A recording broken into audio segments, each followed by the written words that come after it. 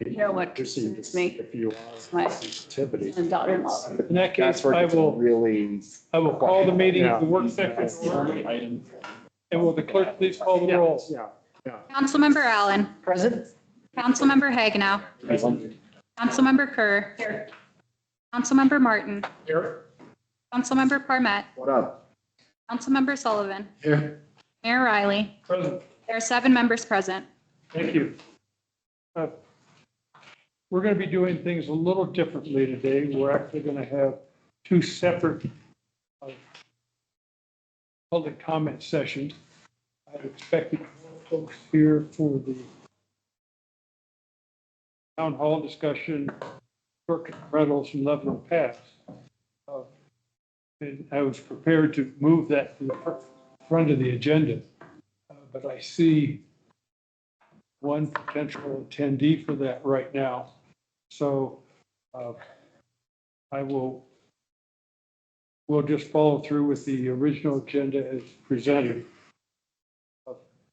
And in that case, I'd like to open the floor for public comment. It can be, I would ask you to make them on any topic you desire at this point, and please limit your comments to 3 minutes. We'd like to, we're also going to have a public comment period specifically during the town hall discussion at the beginning of that. So if you would prefer, you can, I would ask you to defer any public comment on the town hall discussion of short-term rentals until we get into that area for continuity. So with that, the public comment period is open. Is there anyone who'd like to make a comment? Yes, and please state your name, where you live or work, and your association with Keystone. Excuse me, I've got a bit of a frog in the throat. This is Peter Madlin. I'm in the Keystone Ranch area, and I just wanted to very simply say, for last year, I am impressed, and I wanted to thank all the members and the staff for their open discussions, their ability to discuss fairly detailed items as well as general items, and most importantly, listen. So I appreciate that kind of approach in our bodies that represent our teams. Very much so in so many dimensions. We have a lot of interesting things coming up, and I appreciate everybody taking the time to actually listen, which is a somewhat unique thing these days. Thank you. Thank you. Thank you. Is there any other comments anyone would like to make at this time? Anyone online? All right. With that, I'll turn it over to the town manager. I'll close the public comment period and turn it over to the town manager for the first review of the draft comp plan. Okay, and I will immediately turn this over to our still Community Development Director, Lindsay Hirsch. Thank you. We have been working diligently, and tonight is your first full view of the initial draft. And I'm purposely not referring to it as draft, it's the initial draft. For all intents and purposes, what you got in your packets, I did get it to you as early as I could. I'm fully cognizant of the fact that of the length of the document. And the purpose of tonight really is to introduce you to the document and big ticket items. Did we miss the mark on anything? And Dylan has, where's Dylan? Dylan has a PowerPoint presentation that we're going to walk you through in order to break apart the plan. And feel free to let us know. For the interest of time and efficiency, we're not all that much interested in ands, ifs, and buts and grammar and stuff. We will fine tune the document. And as such, if you did find any, send them on to me and we'll handle it that way. But we'd like to utilize tonight's agenda to really take a big overview of the written document. It's not the pretty document, by the way. I believe we'll be able to show you an example of what it'll look like.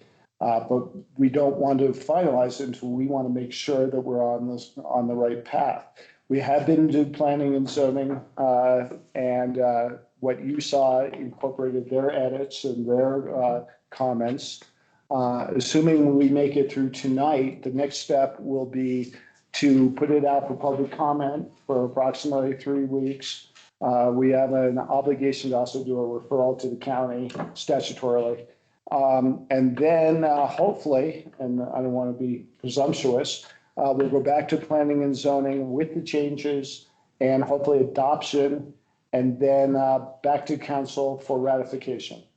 So with all that, I do want to put the precursor out there.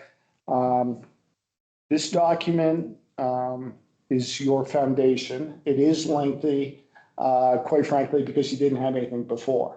And we wanted to set the tone and give the history and the basis on which the document came from. So the first 25 pages, maybe 30, I don't know, really aren't all that typical, but because you've never had a master plan, those are in it. So with that, I also want to say that overall, this document, when adopted and when ratified, will very likely allow you to start a couple of things. You'll be able to, on your own accord, review development applications using that document. But you'll also, and more importantly, I know it is a priority of council to get your own land use and development code. And this document will be utilized for direction. And again, for the sake of being incredibly redundant, this is not a regulatory document. This is a comp plan. And to the best of my knowledge, it's not regulatory in nature, it's advisory. And I believe, based on at least 3 reads of it, that it allows enough flexibility in there to give you guidance, but yet make informed decisions on where to go. So that's really, really the purpose of it. What the document was formulated on is an incredible amount of public input and effort by staff and the consultant to do the best we could to get the word out and garner input. And that's what this document is based upon. So again, not regulatory, advisory. I don't believe there's a shall statement in the document. So probably a lot of shoulds. So with that, Dylan, can you start the presentation? Yeah, I'm still in the lobby to join. Seems like you might not be in the right meeting then, but I can. I thought I went to the new website and everything. This is Keystone. Wait, this is. I'm calling you in, so maybe it'll ring on your Teams.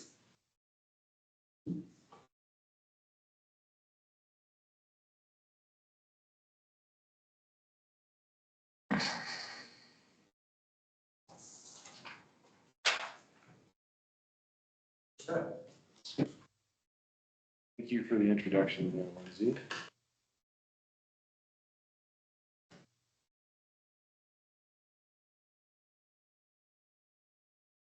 Okay, so just a few table setting things. You got the chance to read the document. You saw that there was a big notes to reviewers section. This is sort of that transposed in a different light, which is just that there's a lot of text, as Lindsay pointed out, in the document. I apologize. I know it's a lot to take in all at once. One of the things that will change is that we do also have a fair amount of graphics, maps, images, things that kind of accompany the text and make it a little bit more digestible. As Lindsay mentioned, that right now this is just a Word document that we PDF to send to you so that you could get the eyes on the text itself to make sure that the story sounded pretty good. The final formatted version will, one, reduce the page count significantly. So an example is for the City of Steamboat Springs. Their draft was similar to yours, is about 120 pages in a Word document, condensed it down to about 65 pages when we put it in InDesign and laid it out. So it does help with the formatting quite a bit. The maps, tables, and charts will be resized. Some of them might be a little bit difficult to read when they're just an image plopped into the Word document. What happened here? Let's see. Okay, we got it back. So they'll be resized to maximize readability in the layout. So they'll be a lot more user-friendly in that sense. And then again, the document will be made in compliance with accessibility. So that's kind of the foundation setting. So we kind of tried to chunk it out into 3 sections. Foundation, so what is municipal governments and comprehensive plans, right? And to Lindsay's point, that's not something that we would normally go into this grade of detail on for a comprehensive plan, but this being the foundational comprehensive plan, or the inaugural one, we figured it would be useful as just information for both appointed and elected officials, right? The people that come after you, also the people that are reading the document that are, new to understanding the town Keystone is an incorporated town, just trying to understand what does a municipality actually have regulatory authority over. So that's kind of the background behind that section. I'll just pause here and say, was there anything that you liked or disliked or felt like anything was missing, or is there anything that you felt like could make that section better? So I hate to derail the section 1 conversation. Okay. But I had some questions before section 1. Oh, sure. And I just didn't know, and I want to be respectful of the plan you have, and I hope these are painless and easy, but in the glossary of terms on page 3, affordable, this is defined as 30% of gross income, right? How does this apply to what we've talked about as affordable housing that's available in Keystone down the road? So I saw that definition from Ryan from EPS, so it should be the same definition that he's using for the housing needs assessment. So a lot of that housing down there would probably be workforce housing or a different term than affordable, right? Because I think a lot of times people think about Wintergreen in particular as affordable, but people are spending 40-50% of their income on that, and people love to say it's affordable, but it really isn't affordable by this definition. So Right? is it the terminology, if we use workforce, would that be better? I'm not saying that there's an issue. I just want to make sure I'm understanding this, Okay, right? So okay. we're not going to say that Wintergreen is affordable, right? Because by that definition, people in Wintergreen would not be paying less than 30%. Right? Sure, good catch. Yeah, do you think that it's worth adding a separate definition talking about workforce housing? I don't know if it's. I'm going to flip that on you, right? Do Sure. you feel like it's a needed add on there, right? Yeah. We could do that. Yeah, easy. And then, Affordable is always our target for housing. yeah, affordable is the target, but in Yeah. reality, it's Yeah. workforce or whatever else you Yeah. want. Unaffordable, it's unaffordable housing, My second question, the RRFP B, that was in one of your recommendations for, several of your recommendations for along US 6 right here. And one of them was on Razor Drive. How is that different, and what would that tangibly do differently than what is already there, right? We already have a flashing signal. Is there any legal recourse that if somebody doesn't stop there, like why would we invest money in a new flashing light when there is already a flashing light? Yeah, it's a great question. Mostly what that has to do with is compliance rates. So for the most part, people have much higher compliance with a rapid flashing beacon with the pedestrian hybrid beacon than as opposed to the rapid flashing beacon. So What we have now is the rapid flashing beacon. right. Okay. And so what we're recommending is an improvement over that. And it's a compliance. The exact compliance rate should be written down in either the connectivity report or in the comp plan in the Sure. transportation sector. But if I remember correctly, it's a difference. 98% versus 85%. Exactly. Okay. Do you think, and these things are new, right? And I've seen them only in a handful of communities, right? Do you think it's just because people have no idea what the heck's going on with it? Probably.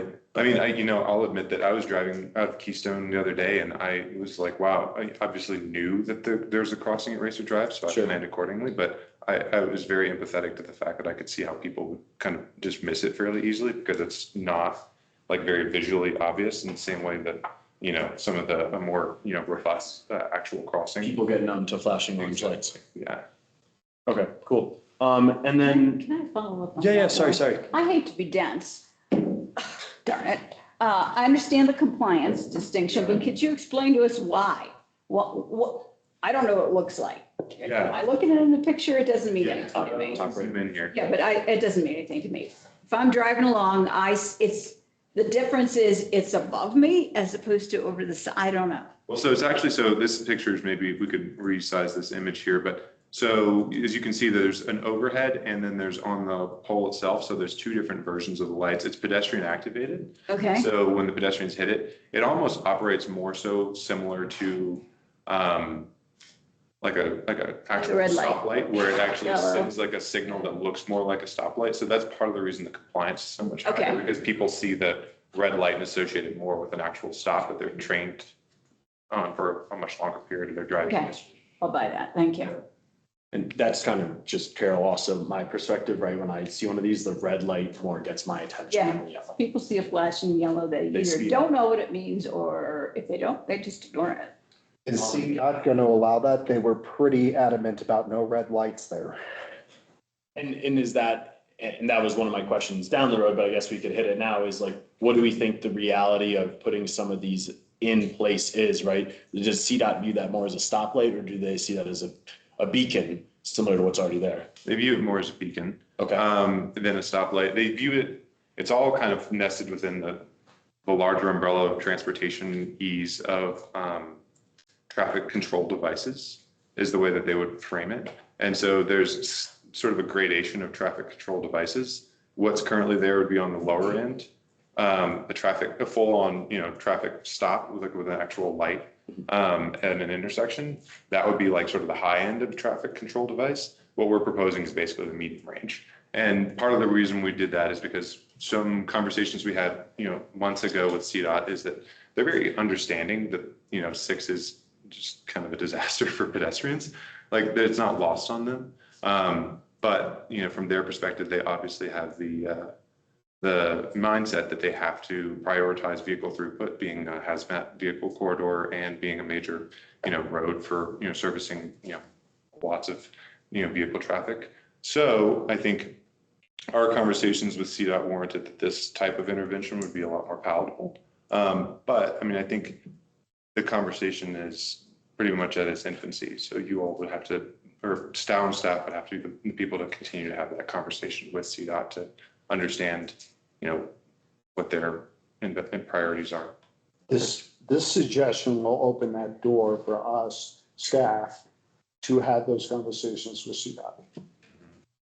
Thank you for helping that. Sorry. Well, no, I just had a kind of a process question for today, because like a lot of, I think our council, we've all gone through it and we have a lot of detailed notes, a lot of things. But when I look at this document, a lot of recommendations, such as what we just went through in every area. And all of those, I think, will probably come up for debate at different times when these items come up. So my question really for today, this format, how detailed do we hope to go? Because there's an awful lot of great recommendations. Some, I'd say most of them are very well thought out. Some others will be debated. I'm guessing that today's is not to debate those specific recommendations. Is that, what is the objective of today's session? Actually, quite frankly, I would prefer the big ticket items. If you don't agree with the recommendation, we'll tell you where it came from, where we just didn't come up with it. And we want to know why you don't concur with it. And then we can either strike it or amend it, accordingly. But yeah, I think tonight's not as much into the details as the big picture, which are the recommendations. And keep in mind, these recommendations are solely that. They don't have to be utilized, but we wanted to give you the ability to utilize them if the need existed. Well, and let me weigh in. We actually kind of have to get through everything on the workshop agenda today. I anticipate cost of living increase shouldn't be that much of a discussion. stables, encroachment into right of way probably won't be that much, and town financials won't be that much. So it's really this and the town hall that are going to take up, we need a half hour for those last three items. So how much time do you as a council want to devote to town hall?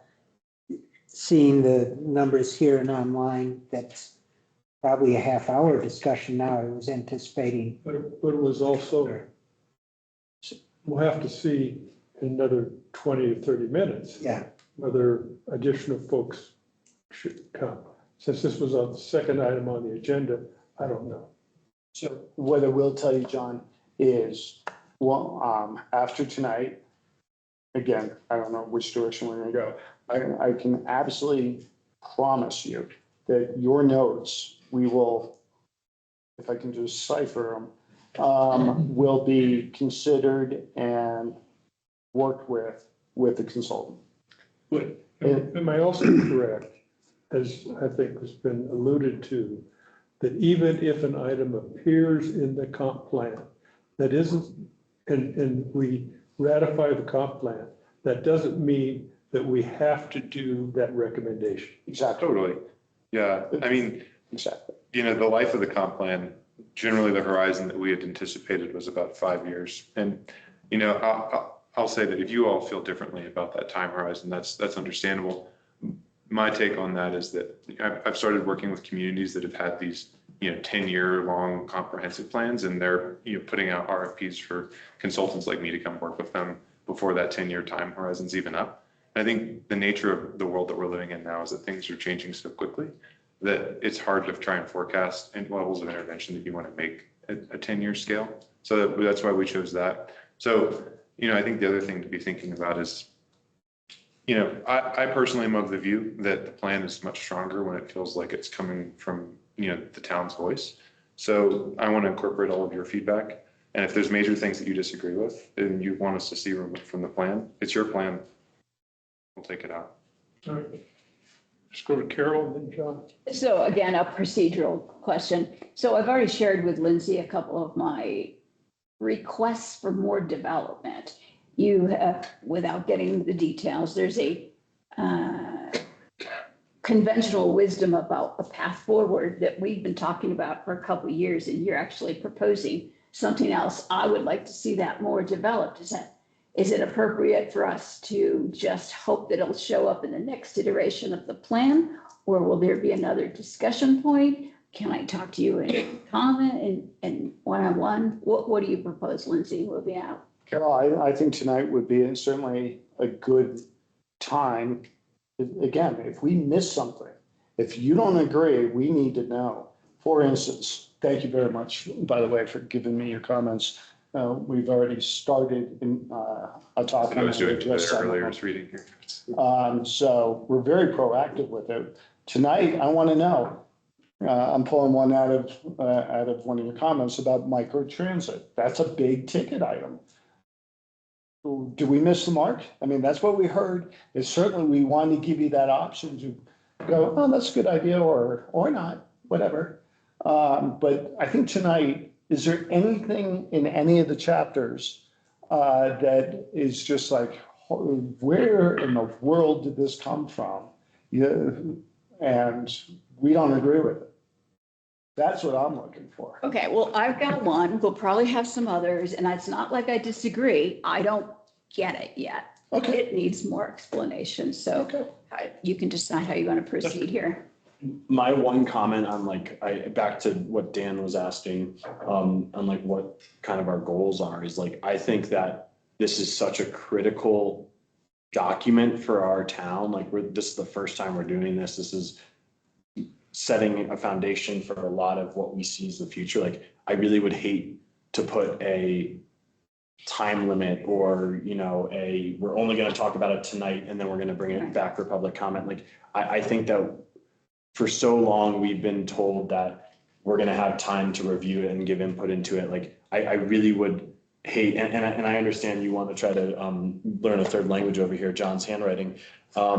But I think that it's really important that we have these conversations and we get to ask these detailed questions. And I truthfully think that this will allow us down the road to be better off in making these decisions if we actually talk about it and not just approve it as a whole. A lot of my questions that I have noted here are more like, how did this get calculated, right? Like, why is this in here?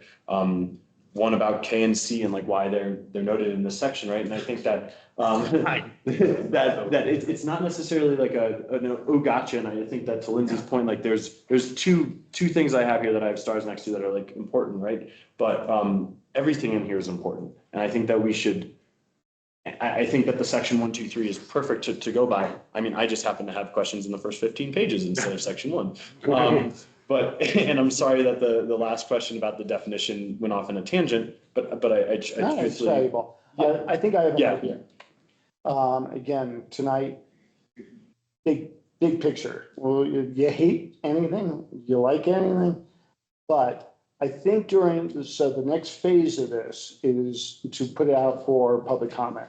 I think during that, and we anticipate, what, 3 weeks, 2 to 3 weeks, I think maybe we can incorporate some of the more specific concerns individually with me, and I can pass those on to our consultant. I think that would be the most efficient way to But deal with it. that being said, I think asking where does the definition of affordable housing come from is a big picture thing that Yeah. should have been brought up because you might not be the only Dare, and I hate to Yeah. suggest this, dare we have this initial conversation, we bring it back to us for, I don't want to say like final council review, but like review again by council before we go to the public. I just think, you know, I personally would not feel comfortable where I'm at right now with 197 pages or whatever this document is.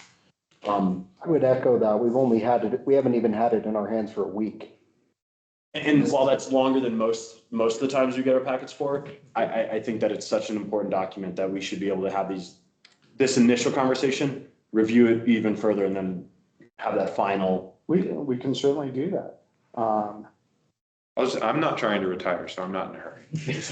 I'll take as much time as you all want to take.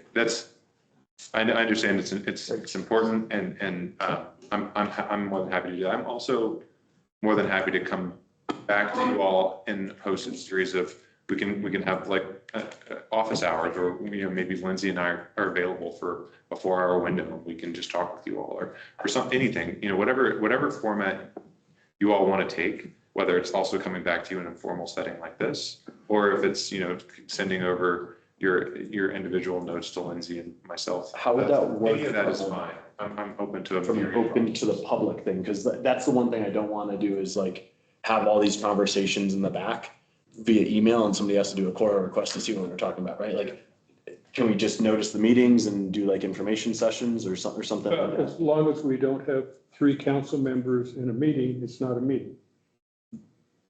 And this would not be a place where we'd be making policy or decisions. I think for the most part, this is about better understanding the recommendations and shaping them.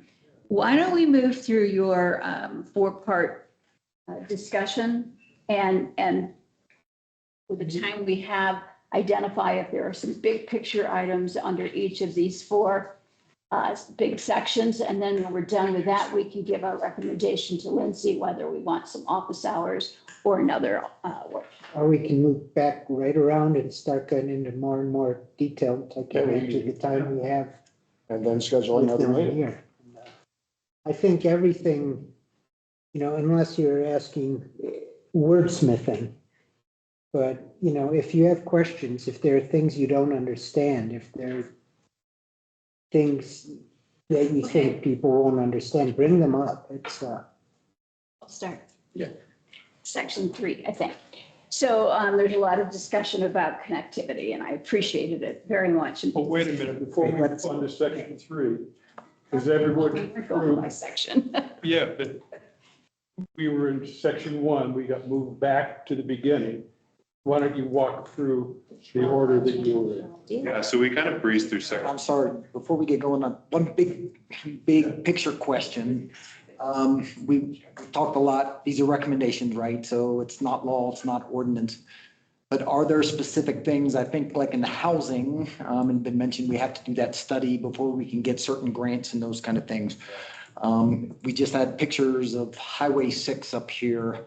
Are there certain things that would be advantageous to us, that those recommendations, say we recommend something more extreme for Highway 6 that helps us get funds or helps us do something in this document? So how can this document help us execute the things that we think are important in it or get help? Or is that not the case at all? It's all just kind of for us as an internal guidance document, which will have different uses. That's a really, really great question. Man, 2 years ago, I would have given you a different answer now. And so 2 years ago, I would have told you to focus a lot of attention on the transportation connectivity improvements. And especially because at that time, there was a lot more attention paid to multimodal investments at the federal level. Federal grants were really interested in trying to improve multimodal connectivity options. And I think that's a big part of what, Keystone needs, right? Enhanced, pedestrian and bicycle connectivity options. It's a lot of what we heard through public recommendations. And it's a lot just as a planner, what I see when I navigate town of Keystone. And now, the federal transportation department does not necessarily award grants as heavily in that field. That could change in the time horizon of your comprehensive plan. Anything is possible. But I would say that the federal funding is just not quite what it was in that particular arena. That said, the state, CDOT does do some grants for transit and for like bicycle and connectivity improvements. You all being a newly incorporated town, I think you'll probably receive more attention from the state, as it's just my hunch, in part because you're kind of competing in an arena that you haven't really competed before with with regards to like state grants and state funding opportunities. And I think the state does typically do a pretty good job of trying to figure out how they can sort of spread the pie around as much as possible. And you all being a newly incorporated community, that's like an avenue for you. Kind of teeing up the state, another thing that I would maybe pay attention to is, so housing needs assessment was required based on state law, right? We've kind of talked about that ad nauseum. The other sort of thing that's required now, and this is more recent, and the state is really just kind of opening up guidance on this, is what they're calling the strategic growth element. So strategic growth element encompasses quite a lot of things, but one of them, like the big one in that, is the water supply, water conservation piece. Basically requiring communities to understand like how much water do they have and is it adequate to meet their growth projections. That was something that we did in the environment and resilience section. You probably saw there's an unusually long piece on water that maybe got a little in the weeds. Part of that is because that was informed by water sort of self-audit that we did sort of in the background back when Andrew was here, actually, in consultation with Snake River Water District and Scott. And so that was a lot of just trying to understand sort of the water supply piece to inform that portion of the strategic growth element. That is, so the housing needs assessment and the strategic growth element, sort of the water supply piece, those are the two things that are going to be limiting factors with regards to whether or not you're going to be able to access certain funding from the Department of Local Affairs. You all will have checked those boxes, so you shouldn't worry too much about those, because you'll, whatever priorities you want to take as a community, with regards to water supply and growth and with regards to housing, you've at least satisfied the state's requirements for doing the upfront planning piece. I think you all are, well positioned in those two arenas. The transportation piece is the one that I would maybe start to pay a little bit of attention to. Town staff, you all just kind of monitor what the landscape, what is the state paying attention to, where are they directing some of their grants, and then what is the federal landscape looking like? Because the federal landscape shifts quite a bit depending on political priorities of the day. The state's a little bit more consistent, but the funding is not always consistent. So, If I may kind of even step it up a level of that, we might not be planning on operating a transit system in the near future. May We- not or may? May not, okay? We should have it in the document at a very high level.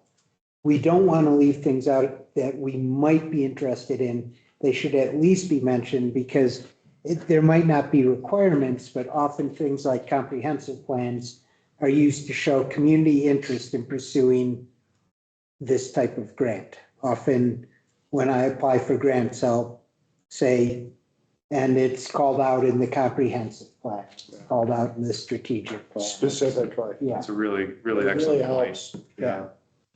Yeah, it's sort of a nexus piece, right? It's showing that you sort of already did some degree of due diligence or thinking about a certain topic, right? And it leaves you open to new possibilities or opportunities, right? So say you want to run a, intra-town transit, or, a circulator or a shuttle system, but you're not sure that you want to do that now, or you're not sure that you think it's the most appropriate use of town-specific funding, but you think that you want to leave yourself that opportunity in case a grant comes along or outside funding comes along. If you've forecasted that in the comprehensive plan or you've done some level of discussion around what that could look like for you as a town, it's going to go a long way in making you a lot more competitive for outside funding.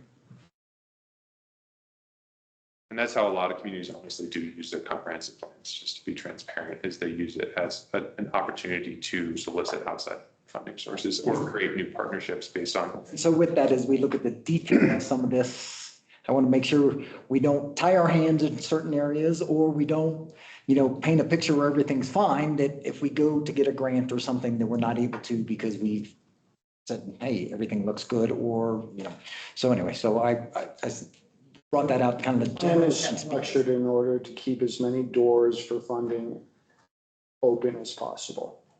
Correct. And so, right, because I know we're talking about a lot of details and certain things in here, I want to make sure we don't get too detailed where we can't tap into something else because of big things. Thank you. Question. Question. Can you go? All right, so section 1, foundation setting municipal governments, what about comprehensive plans, general. Was there anything that was majorly missing from your point of view? If not, that was not on that slide for quite a long time.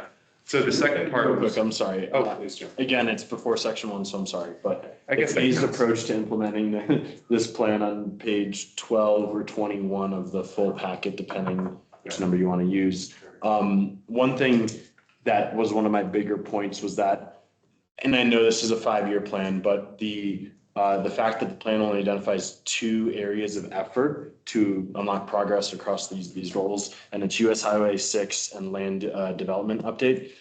I would really love to have those 2 spelled out in great detail, and you did that with the proposal and the cost breakdown and all that. But I'd love like 2 or 3 more nuggets of like, these are your 2, let's hit it out of the park. But here are like 2 or 3 others that like, if you get time in the next 5 years, let's hit it. Let's hit it. And so like, So other priorities. yeah, like, Yeah. and I guess maybe be clear that like, these are, if you could really hit these, awesome, that's the goal. Here's some other ones to think about. Sure. Thank you. Of course. All right, so section 2, community vision, so kind of describing Keystone's past, present, vision, and values forward. I think the vision and value section is also an opportunity to sort of create a nexus with the RTAP work as well, since that was very, I think, important piece of planning work that was done on behalf of the town of Keystone as well. So I'll pause there. Likes, dislikes. Do we miss any history? I learned a lot. I did. Very interesting. So I'm sorry, again, I didn't realize we were past section 1.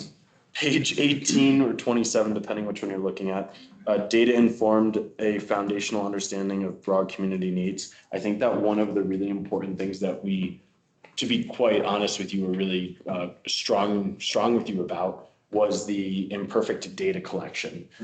Whether that's through the US Census Bureau, that I think it was the CPI, I forget the acronym, right? But basically we had talked about in nauseam about how the data wasn't perfect. You did your best, right? And you used the ones that, and you called it out in here about using data that you could get historical context for. And so you weren't gonna use some made up data. But I think it's important in this section in particular to call out how there was imperfect data. And you talk a lot about the US Census Bureau and the Colorado State Demographic Office, but it doesn't really highlight that there was some concern about the data collection method and how it doesn't really align with our town bounds as they stand now. Maybe annexation down the road, it could align better, but as they stand now, it really doesn't align fully. We with did some of those interpolation. We did. interpretation. Sorry, so, We John, did could, best. could a way of maybe saying this be like basically move up the call out that we did explaining the data and adding a little bit more robust detail around?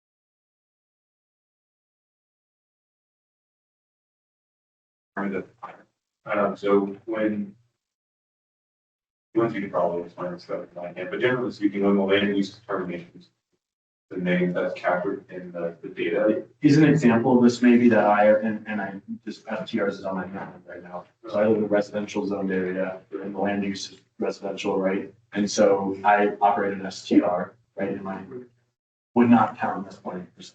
Even though Keystone was developed as. There's a definition I read about lodging, and it specifies what counts, what does not count. Arapahoe Lodge, which is, I call that 3 pigs, would count. That would be extent. That counts, the Hyatt counts, or assuming The difficulty is because in a different section, you basically lay out, although you don't add these together, like 59% of all units are vacation or rental. That you don't have a good way to calculate, percentage of land across these, categories. And so It's kind of weird. Yeah, so if you look at the land use map in particular, the land use map is kind of like a good way of like crosswalking with the land use category to its where it shows up geographically. Yeah, and also the thing is like what we can traditionally assume is like use of lodging, right? Maybe it's like a short-term rental or so. The underlying land use could itself be a kind or some sort of multifamily residential housing, or it could be a even a single family home. Realistically, or mixed use, like so like sometimes our definition of what like lodging is as a type of use is not necessarily what it's going to be classified as a category. And it's just one of those weird modes that that's. Is there a way to call that out, or maybe to Aaron's point, talking about, I think you said 59%, right? Is there a way to asterisk it, right? Let's go footnote, Yeah. indicating that it's not necessarily related to land area. Sure. As Yeah. speakers.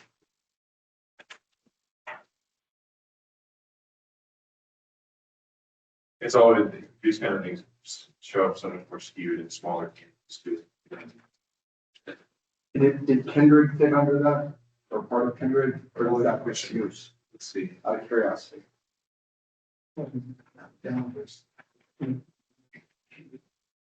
It looks mixed use on the map. Yeah, and I think the other thing to note about Kindred is it's the land use category that's showing up for us. Data is probably going to be what was prior to the development. So we can go in and manipulate the land use category name in our view database if we want to try and reflect it in a different way. But the underlying land use categories, land use map are full from Let's try the footnote and try to better define what that really truly represents. Sure. One of the things I really liked about this section, and thank you for, was depth of detail for PUD background, highlighting the restrictions that we have as a town and being able to manage some of that, and also like where we can move forward with those areas. So I just kudos in that area. It was really detailed. So thank you. It felt like it would be disingenuous not to talk about these. As you're talking about the PUDs, it would be interesting to know how many PUDs are built out versus how many have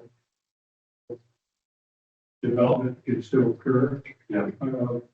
My observation is that we have one, maybe two PUDs that have significant development if you consider the mountain as PUD. Right. In there. But all the rest are largely built up. For the most part, yeah. I think, yeah. And so would you, a lot of your recommendations only really are applicable to a couple of PUDs. Yeah, it's true. It's a lot of the residential capacity that's either been entitled or currently developed or, yeah, it's pretty there's contemplated built out. And so that's my recommendation would be to just clarify. Yeah. Because this has given the impression that we have a lot of PUDs and there's a lot of things we can do, but in fact, these PUDs are not going to come in for any maintenance. Unless they do something major, but they try to go completely outside of what was And agreed upon. the PUDs were developed, both of those PUDs were single HOA PUDs. Right. You know, it was certainly an odd way to do it, and we kept doing it for 30+ years on top of it. With that being said, we also tried to touch on the ability to redevelop. So keep that in mind as well.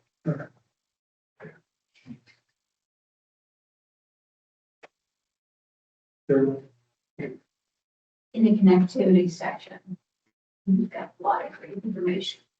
What I'm about to propose is not a pushback, it's not a disagreement, it's a request to let us into your head. Sure. So, putting into perspective the conventional wisdom, it's not necessarily absolute wisdom, but it has been conventional wisdom. We have talked for a long time. A north side highway 6. This report suggests that that could be a long-term goal, but goes ahead and proposes alternatives.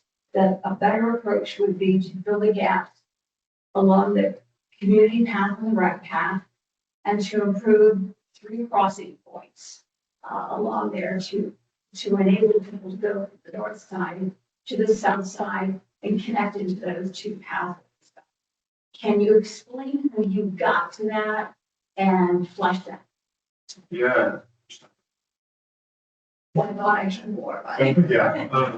I guess I'll try and make this as short as possible, but you know, the trick with the north side highway is a few things, and this may sound like it's sort of innocuous, but it actually ends up being sort of a big deal, which is that the right of way width varies significantly throughout the entirety of Highway 6 as it transcends the boundaries. Do you know, I know you recommend 100 feet wide, right?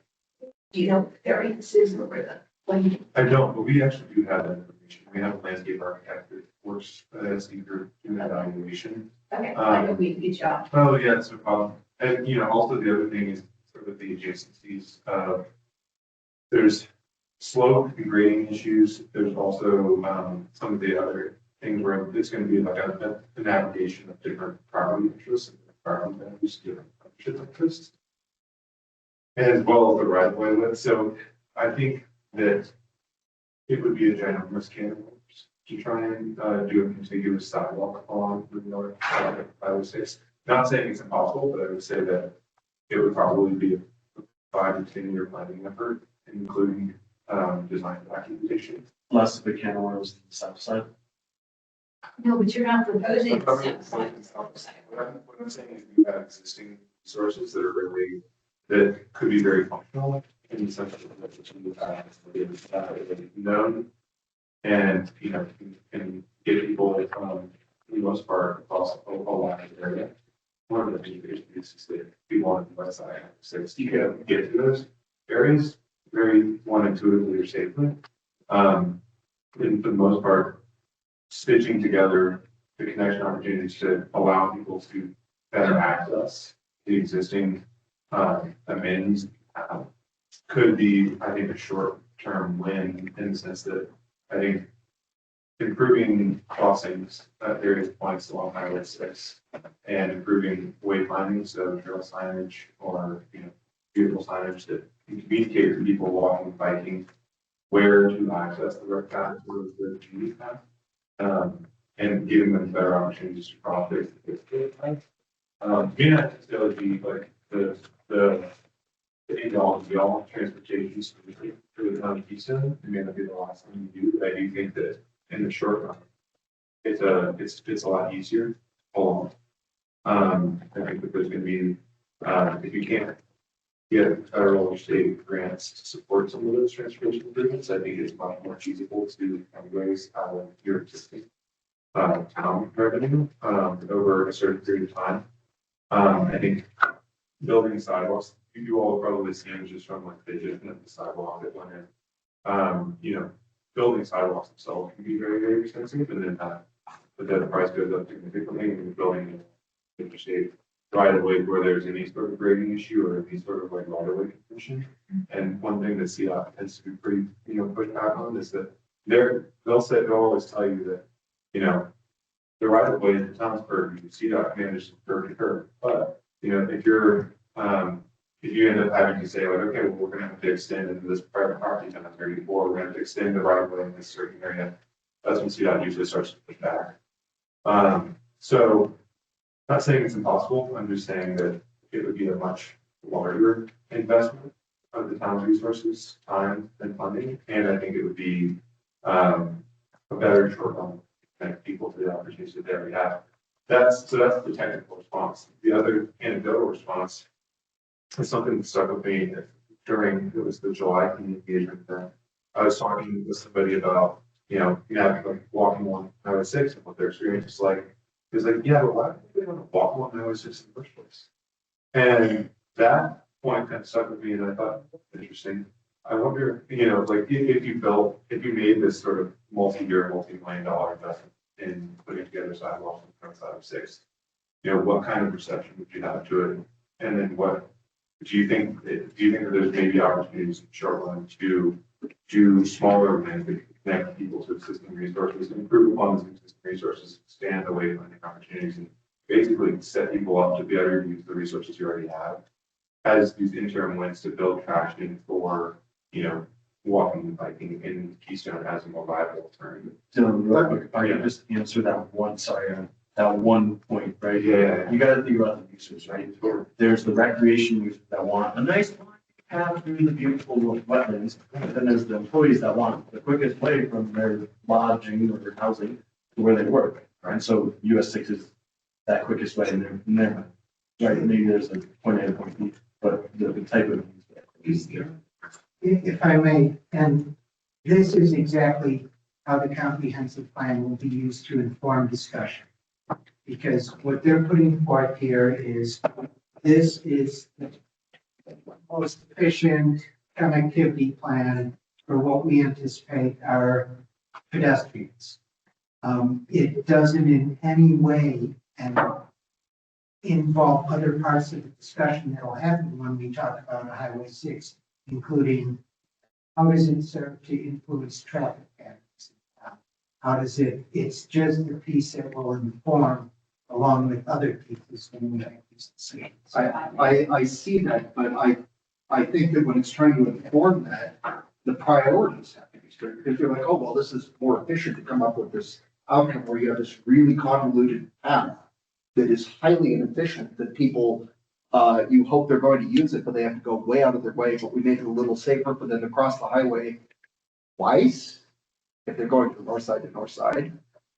Have you actually achieved the goal that you're trying to get to, when it seems like you're just like, well, what can we achieve efficiently and quickly? Let's make that the priority, rather than is that actually worth achieving, to the detriment of prioritizing something that actually achieves community goals of connectedness. So that's, and that goes back to what is your user group? It's a good question. I mean, I think, to John's point, they don't have to be either or, right? It's important to have, recommendations to improve, to put sidewalks on, the north side of Highway 6. That could be added. I think our view of these connectivity improvements was saying, well, in lieu of that one option, what other things we give you as viable alternatives? Is it necessarily an either or? No. In other words, our long-term goal could very well be that we want a pathway sidewalk all the way along Highway 6. Short term, it may make sense to also, in addition to that, we also need to get north-south connectivity, and that's where the 4 crossing points to be identified would potentially play in. Right.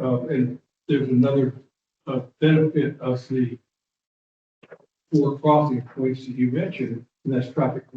Yeah, I think that's a really good point, Mary, that, I mean, improving these crossings at these various intersections, for one definite, I think it's a positive effect of the traffic.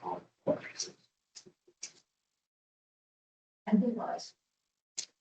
I'll be the third one to say that I think you should identify the user groups in this discussion. I think everything you just added with us is something for free units.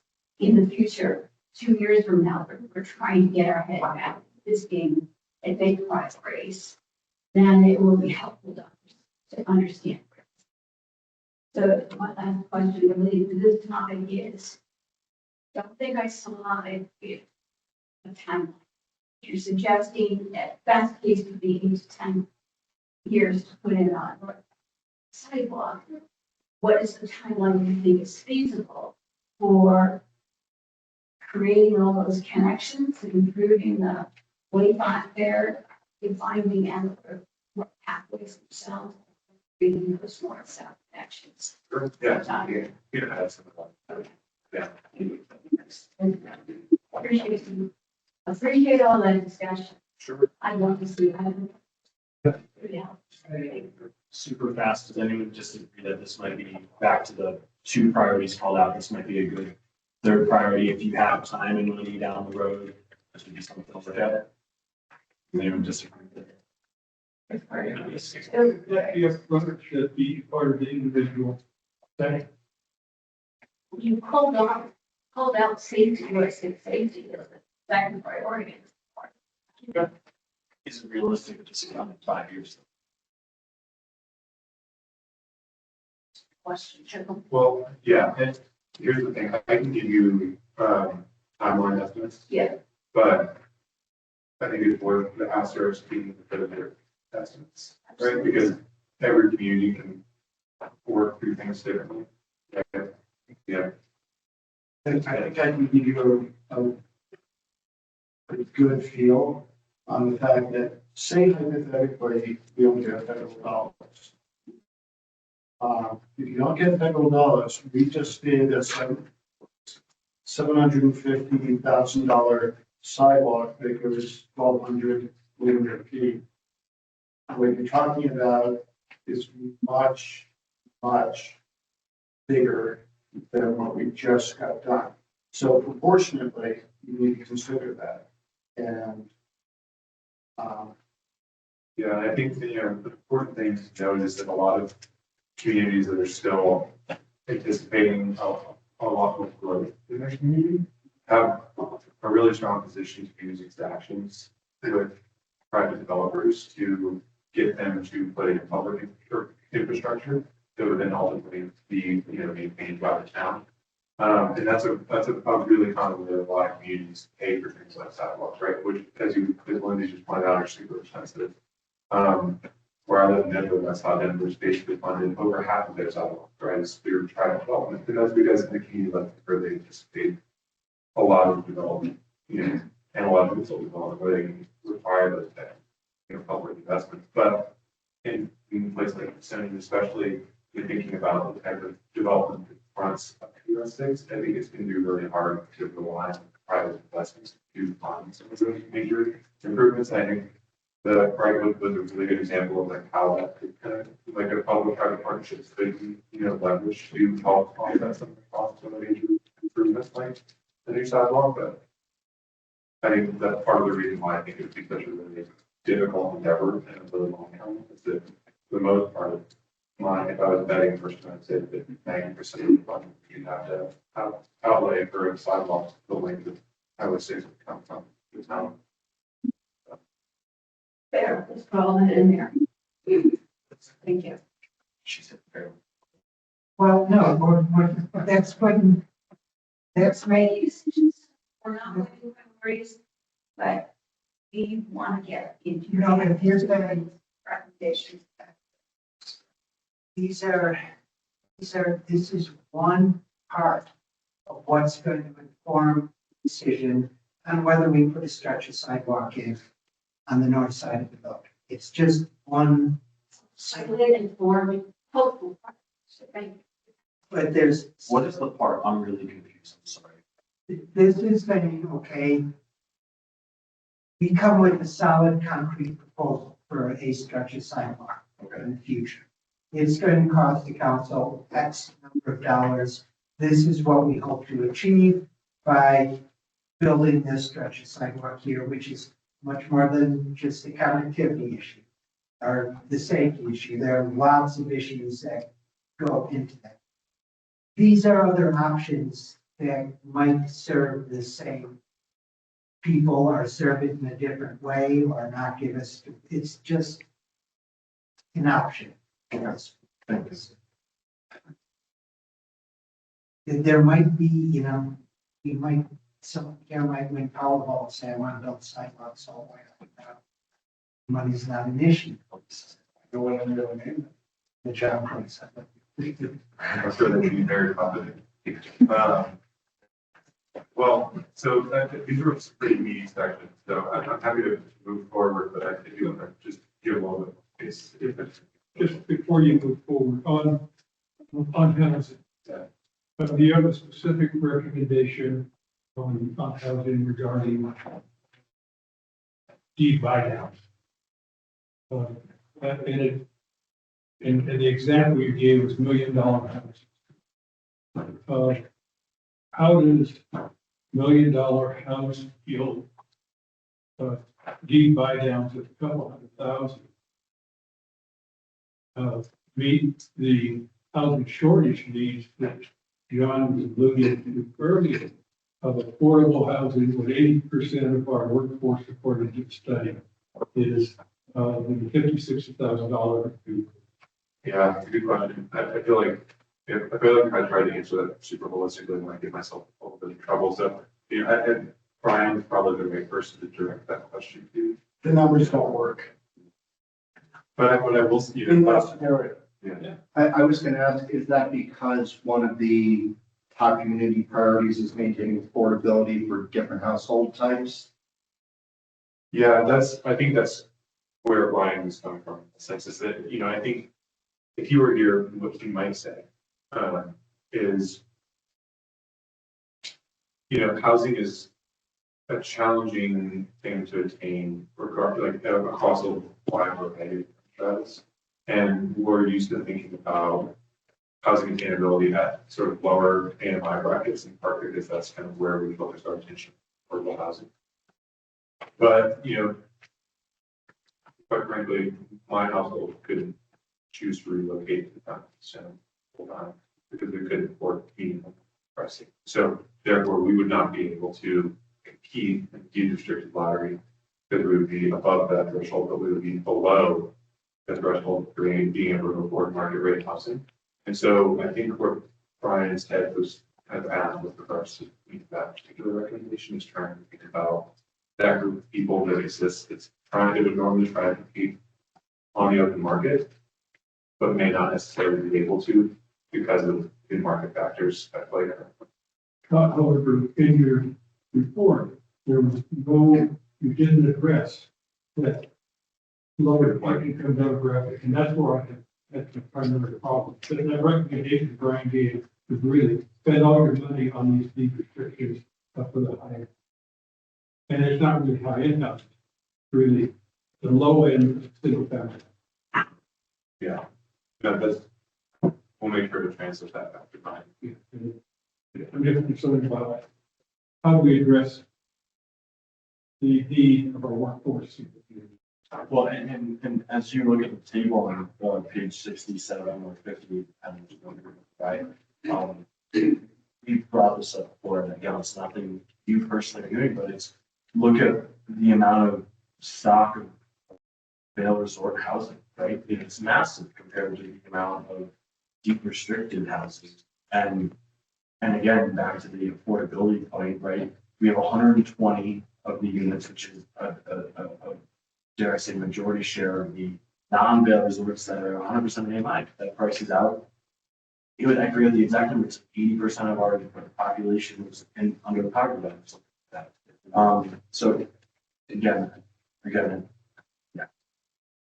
Yeah, it's tricky. And I think, we've had a chance to talk about some of the limitations. I think it's become clear to Brian when the state designed the housing use assessment requirements and ways to look at housing need based on profits. I think the target keys that they had in mind were Springfield, Westminster, Lakewood, front range communities. I don't necessarily think that some of the ways that we just have to study housing need is not translating well to. And it's unfortunate, some of it, because, and this is a part of the planning process that's going to inform your work as a community. We have to, uphold certain requirements based on what the state is asking us to do. But we also sign hold. So that's just me being very blunt. No, I appreciate it. Yeah, Is it going to be a really tough question, council has to start looking at? yeah. I agree. And I apologize in some ways because it makes me feel like I haven't set up for success. So if Ken, if I heard you correctly, you're looking for like a couple solid recommendations on what we can actually. What we can actually do. Yeah. And there's a term out there and it's called Alice, I believe. It's that a manager that works for any of the companies out here that is exactly what you described yourself, right? Somebody who probably makes a pretty decent salary, can't even come close to employing out here, but gets priced out of the restriction. And there was I think a Summit Daily article about that 9 months ago, and then they talked about that. So I mean, it's an issue that not only affects us in Keystone, but the entire county. Yeah, we're aware of it. In fact, with the Canberra Townhome project, because we bumped the AMI up to capture a little bit more of that group. It was still, in reality, it was still very difficult for them to find qualifiers. And you still have. One of them closed. The only one, to the best of my knowledge, yes. Well, in the interest of time, I'll move us to section 4. So the community vitality pieces, this is parks, where the states of trails, resilience. Perhaps the question sits between section 3 and 4. The report identified places that, about the community's desire for a community center.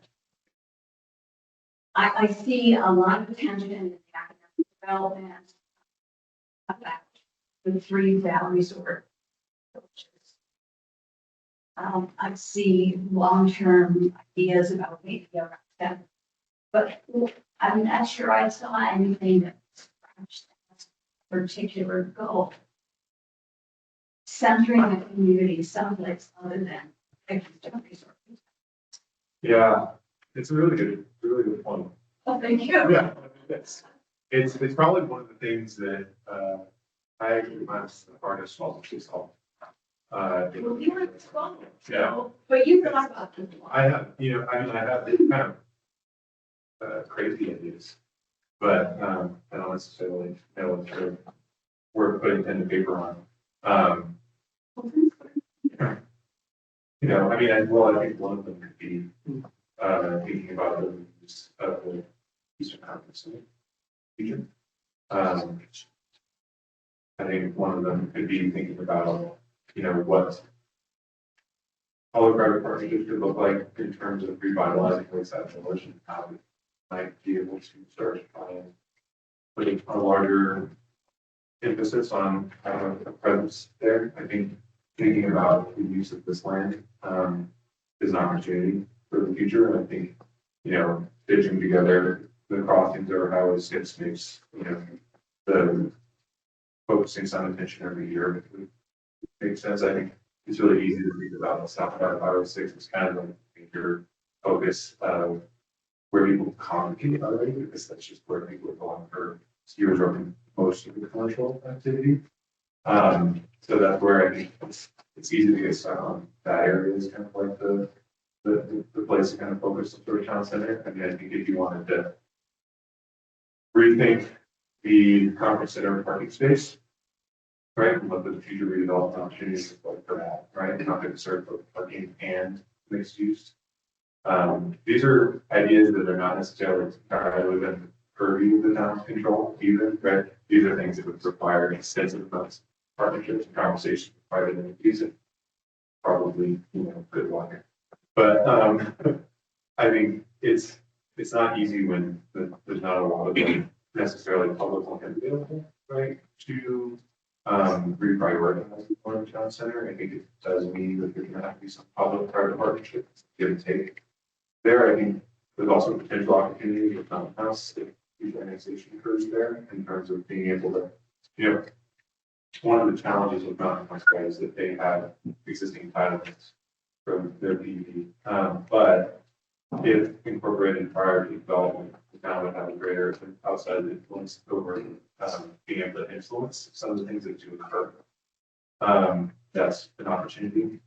You know, none of these are easy. I think, you know, trying to build some sort of an impactful town center would be really, really challenging. It could also mean thinking about the annexation of the land, maybe you wouldn't normally prioritize for development either. So maybe there's some sort of PPR or land swap you could do with a piece of unincorporated Summit County property or a piece of Forest Service property with maybe not necessarily like high biodiversity value, but it would be used for development, and maybe there's opportunities to offset some of the costs of that development in other ways. Yeah, I think that there's with all the ideas that I have with regards to how you could actually do this would be very, very challenging. With regards to your existing ecosystem, I think it's going to be, you know, working well with existing partners. Okay, thank you very much. I hate to start drawing this to a close, but we do have the town hall, and we have some other items. We should waste more time, Joe. I'm saying if we can, 10 minutes to get, I mean, We have 11 more minutes. any big ideas that haven't, All right, go ahead. haven't come up. I'm sorry, this isn't a big idea. It's just one very simple question.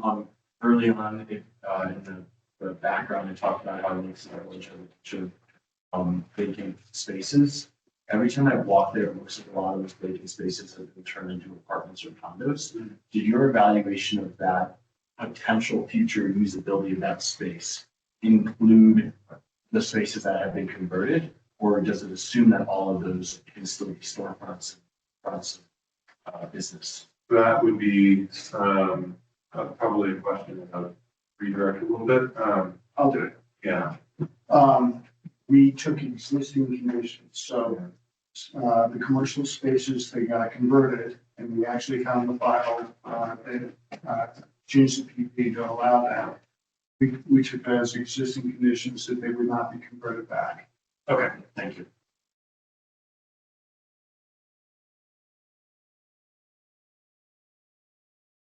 Okay, so parks, open space trails, anything in particular there? I know that the town sort of the town road or town center, all of it. That's very well. And then environment, resilience and water. Obviously the water piece kind of took up a lot of real estate, particular chapter.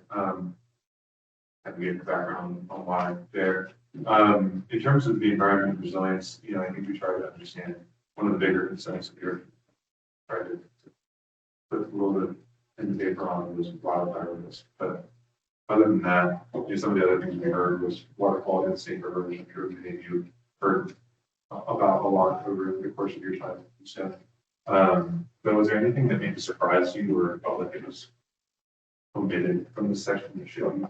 One thing we talked about recently earlier, when you came out of the RTAC study, and you even got comments that you heard of it, was the connectivity between Lakeside Village and accessibility into the river. Right. Take advantage of that. Yeah. I kind of view the water quality piece kind of tied to that. Yeah. But I really didn't see any recommendation that really addressed that. You kind of said, use the existing community path, but that doesn't address what it is there. That's good. That's good observation. We can revisit that for sure. Because we've been here now a while. Yes. Yeah. Now, another issue was the price, because I thought that thinking of the Snake River would be but reading what you wrote, that's already a 20-year plan with many partners and many funds. It's the key. Is that fair? I think so, yeah. I mean, To me, there's two aspects. You focused on the water quality aspect. There's another aspect of cleaning the Snake River is making habitat Working with the river itself, and there were several proposals passed to actually have it be in an area that could potentially establish habitat for fisheries. And even if each year they're going to have to restock, and really that's the issue with the water quality is restock. Yeah. Yeah, but we're dealing with EPA and right now the law has never been changed, which effectively. Right, yeah, I think it's a good observation, it's a good point. But there's sort of two sides of the coin here, there's also a little bit of like what can towns actually be sort of influential on and do. I think there's, part of the reason I've had that sort of foundational piece at the front is kind of also right as some of the expectations of other leaders maybe that don't have some of the level of detail that folks like you do, which is like, what can the town actually do and where can more so like while influencing outside. I think influencing outside partners piece kind of goes a lot to improving some of the local existing water quality. I think one thing that the town, you all can revisit as you approach an updated land use code, would be, what kind of something you want to put on the scale with regards to setback or adjacencies with regards to the type of development that's allowable or the type of like habitat that should be considered adjacent. And that's kind of the area where I think, to put it simply, the town can have a greater role in not making things worse in terms of your regulatory authority. But I think you all are going to have partnerships and influence as a community to, influence other stakeholders to be involved in actual water. What one of the other rationales for addressing that connectivity and snake access is the conservation dollars that the state has.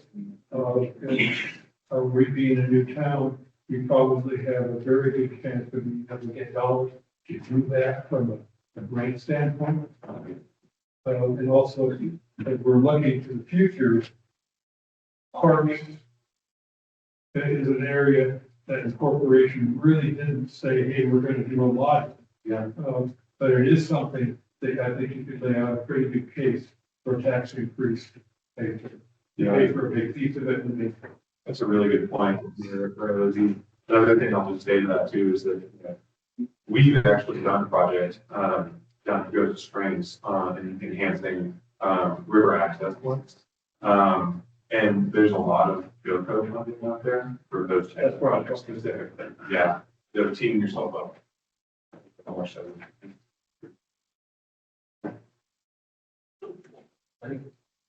Single last comment from me, on the food marketing part.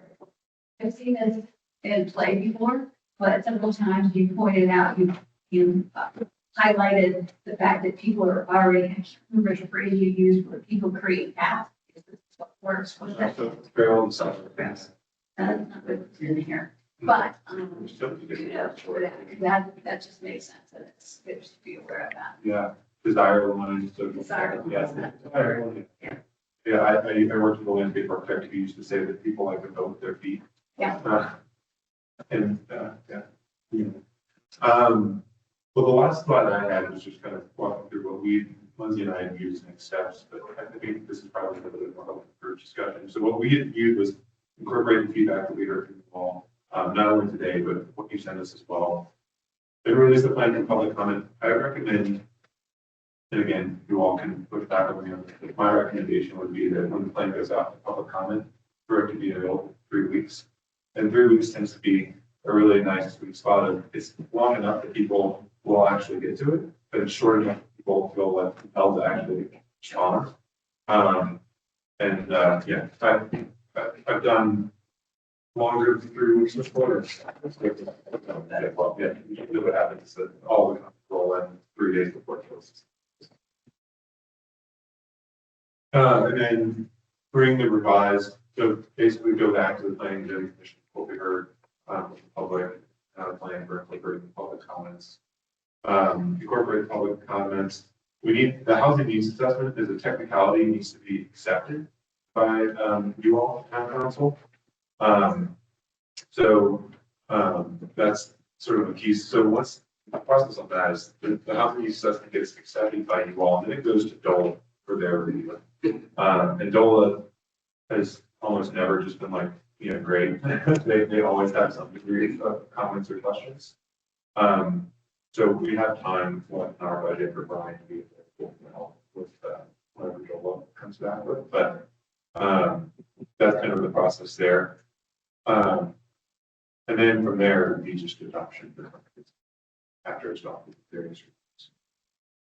So the question that I have for you, we started off with, this is it, kind of. But that's the sense I kind of got, would you like another loop back? And if you do, we need to know that, because we need to build it into this timetable. I believe we could do it sometime during, and I was speaking of that, talking to the consultant, but I would imagine if the dates work, the tail end of the public comment period, we could utilize time to give council another look at this. I like that. After that. If I we would don't know how to just comments during. I may or may not ask potentially for a special meeting. I don't know. Well, can I ask, so what you're suggesting is that we basically give us a couple of weeks. I'll ask the council.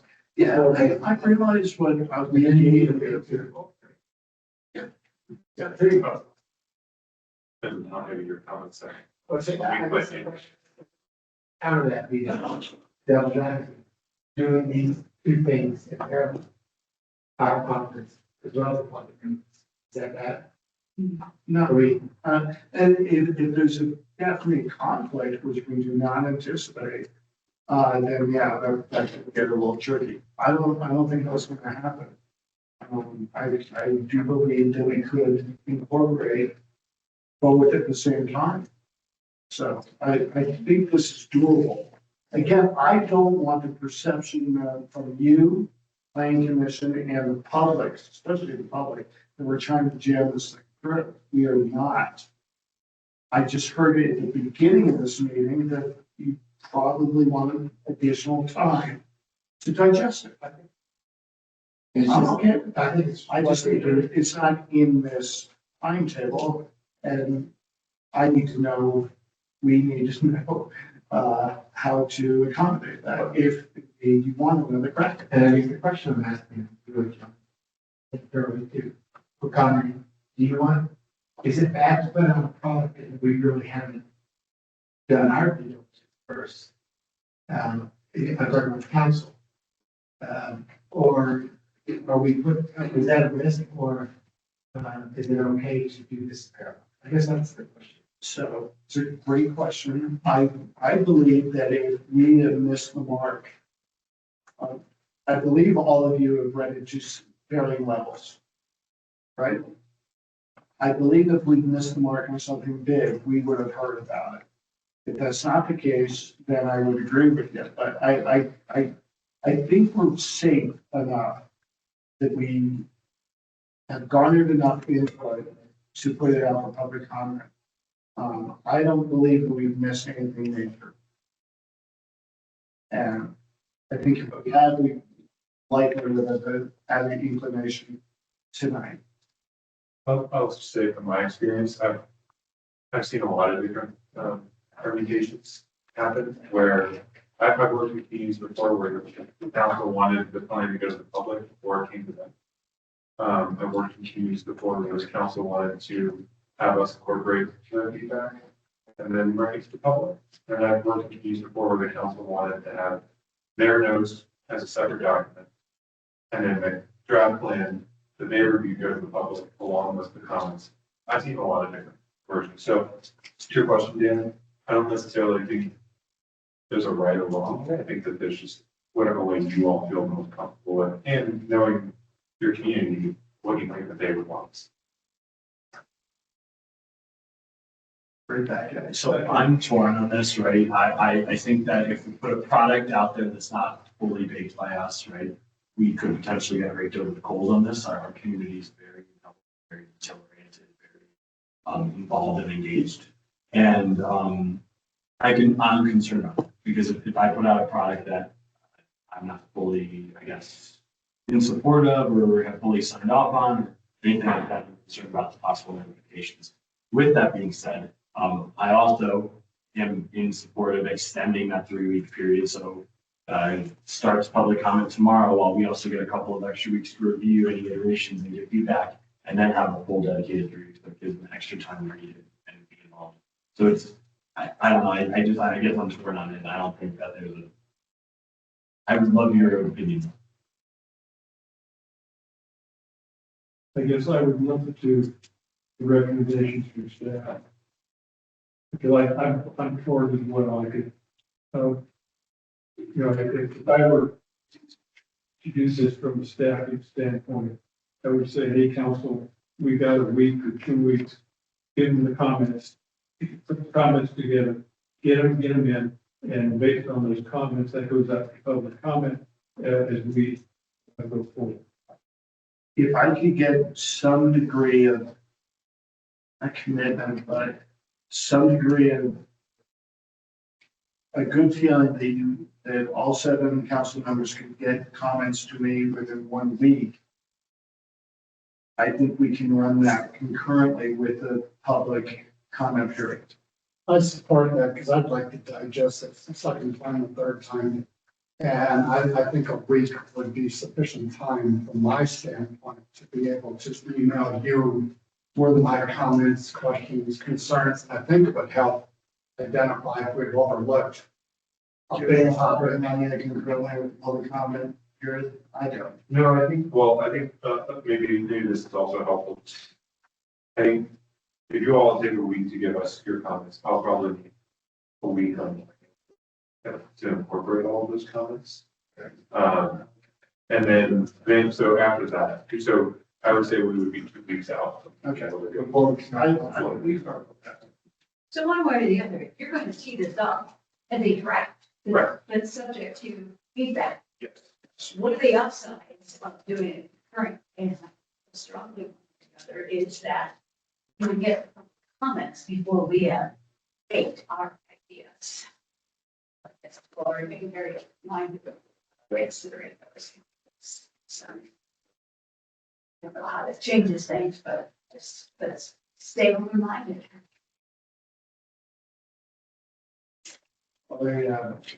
So I think we have for another week to review and get comments back to Lindsay. Lindsay and Dylan will take another week and then we'll go out for public comment for 3 weeks and then. Yes, is that what we all agreed on? I would also recommend that when first of all, council has a week. But then it goes out to also when it goes out for public comment, also send it back to council. So then we have that whole 3-week period to go back and digest what the draft is. 4 weeks out there. Online. Or you could, well, so for the online, for the availability to the public, and we'll obviously deal with the comments, so we'll also provide comments that way, or if you prefer, Mayor, to have the comments. I think the council members should provide, in that 3-week period, do a detailed review again and come up with your recommendation and provide that in staff as the public comments coming back in. Yeah. Question for you. Just, how is this going out? When you're up to the website, that's it. What is the On our copies.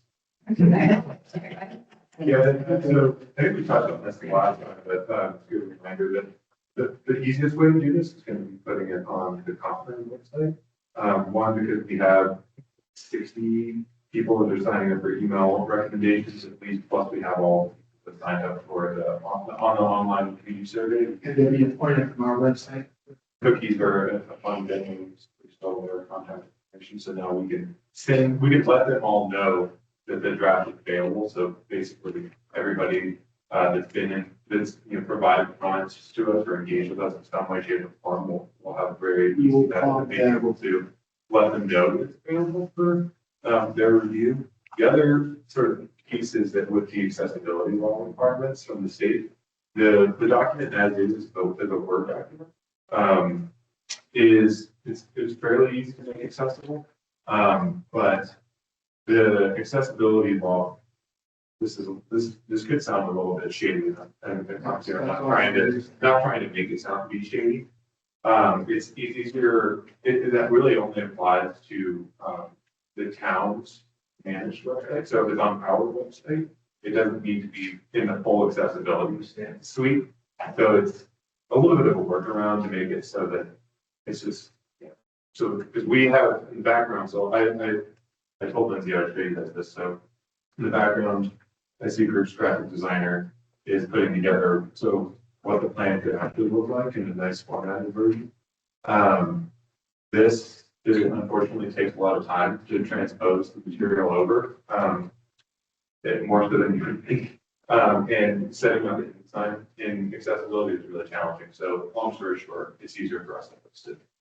Quick, simple question. Do you think that there's any material blocker that's accessibility need would face with using your version? No, because the text version in the Word documents, Microsoft actually does a really good job of giving you an accessibility checker ahead of time. So one of the things that will be a little bit trickier for them to interact with is some of the charts. You may have to just rely on them reading the text to understand the information. Oh, that works for me. Thank you. Good argument to do it this way. But down the road, will it now come on back to our sentence? Yeah, when all the comments have been brought in, and we feel like we can really into design and give you the nice formatted version, our graphic designers trained up on the accessibility. My question is, Yeah. will we have to do accessibility? Yeah. You have those on your website. Thanks. You'll have it in an accessible form. Right. Yeah, that's right. Yes. Would you please summarize what you believe council is, what you do and what your problem is? And Council will have 1 week from tonight to give me all additional comments. From that pyramid, we will make those revisions. It'll take about a week to do, and then we'll put it out for public comment for 3 months. During that period of time, we will also have access to those revisions. we will, during that 3-week period, also give you comments back on the document. Yes, yes. Is that okay with the council? I believe it'll be fully added to that. All right. Let's move on to the next topic. We are in deep trouble tonight. Okay. And it's the town hall discussion. I'll turn it over to the town manager before we explore for comment. Okay, couple months ago, council asked that this be brought forward, kind of a listening session, specifically related to STRs in Loveland Pass Village. So, we all know what Loveland Pass Village is. It's a special historic village. It's quite a bit different to the rest of Keystone on all sorts of ways.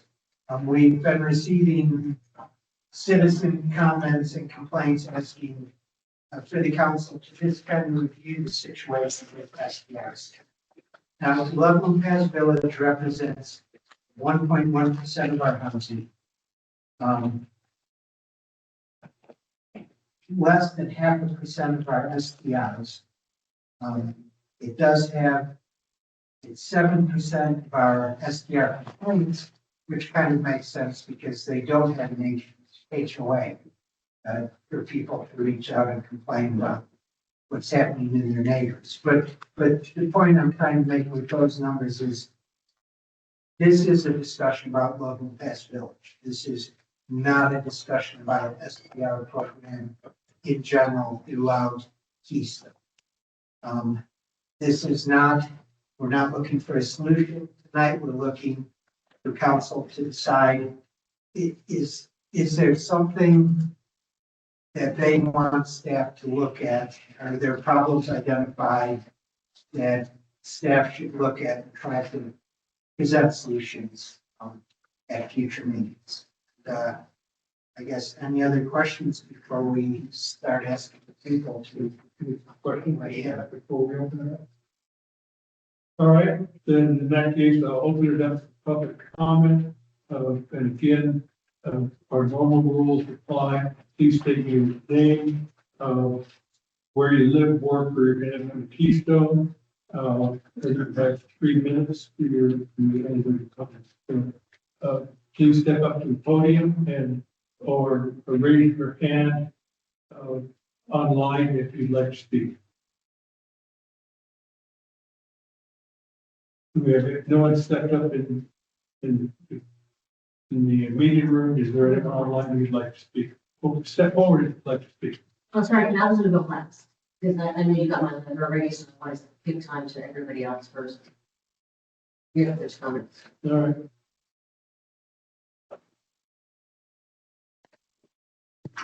Go ahead.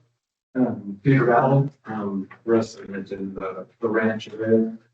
Have 2 points to be made with regards to, I understand this is supposed to be specifically for Love and Pest Village, but a little history might help understand a little bit. And also what's going on within my area, i.e. the ranch. Some people may or may not be aware of, and I wanted to give a very short summary of that kind of stuff. One of the things that I thought was still on our books was the ability for the council to define certain regions in our town to be consistent with what the county used to designate the difference between resort and residential, allowing them to have different rules for those 2 different areas. We did not adopt that when we were the county, and we adopted the county's rules directly. So there was no distinction, which meant all of Keystone was in the resort designation. Keep in mind that back then, we had the ability at some point in time to change and use that designation of residential to adjust the density characteristics of a short-term rental. I do not know if the edits that were done at one point in time reduced those or eliminated those out of our bylaws, or rather the code, but I believe it's still in there. It is a tool that you guys can use at your designations, at your rules, at your public input to help this kind of thing, which was identified by the county 3 or 4 years ago as an option. Just making sure you're aware that that's one characteristic, one tool that might be used. The second thing is to understand that when I asked the county for the ranch specifically, why they chose to not designate that as residential, such as what Peak 7 was designated at the time. There was nobody in the entire group of everybody I contacted that had any background of why that was designated in that way, other than just pure history. It used to be owned and developed by the primary resort development teams. That's the only reason why. Keep in mind, and switching gears now, what's present. 2 of the 3 HOAs in the ranch have added to their HOA bylaws very specific restrictions with regards to rentals. You can look at those on your own and interpret as you may. My interpretation is to change the bias from STRs more toward longer term rental. But please look at those as the details. The third area, i.e. the third HOA, is been asked by the members to look at restricting them similarly to the other 2 HOAs. That has not been voted on. The point being in all that is there are groups in certain areas that are looking for additional characteristics and restrictions. Please keep those ideas and those tools that you have in mind. Thank you. And I'd like to point out to council maybe a distinction here, and that is the ranch we have just discussed does have HOAs, and HOAs can limit STR use beyond to a more restricted level than the town. Love and Pest Village doesn't have an HOA, so whatever the town adopts is in some other background, is there any other major areas in town that do not have an HOA? Separation. So basically, no other areas. Sorry. All right. Any other comments? Anyone online? We do have one person online, Randy and Dee Stout. All right.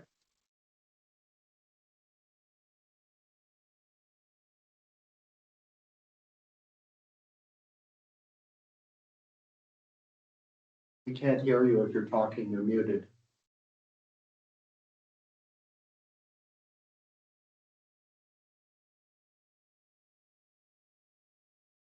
Oh, there we go. Can you hear me now?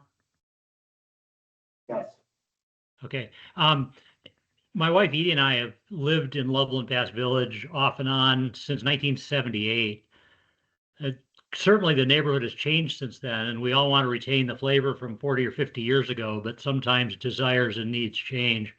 We've seen parking abuses in Loveland Pass Village and heard excess noise from both short-term rental guests and permanent residents. So the short-term rentals certainly don't dominate that complaint. We plan to apply for a short-term rental on our home there so we can use a short-term rental to fill in times between when family and friends visit, and hope we continue to have the opportunity to do that. We think that property owners should certainly be responsible enough to preclude complaints, and we plan to be that. Being a long-term resident of Loveland Pass Village, we're aware and concerned, and will certainly manage our property to meet that. Since the town's short-term rental license renewal process should address complaints and abuses on an individual property level, it seems like a restriction is kind of a crude tool, crude response to the complaints that ought to be addressed more individually. Thanks for your time. Thank you. Is there anyone else online or any other person? Kevin?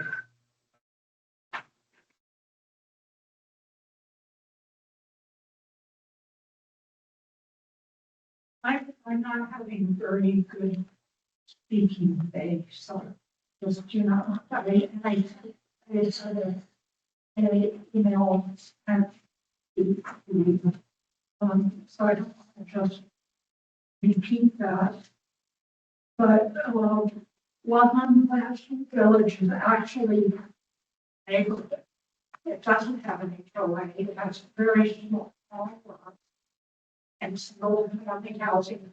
It has been a working class neighborhood up until COVID. So I think that it's appropriate to have an historically built neighborhood in Keystone that plat was platted before the resort even was here.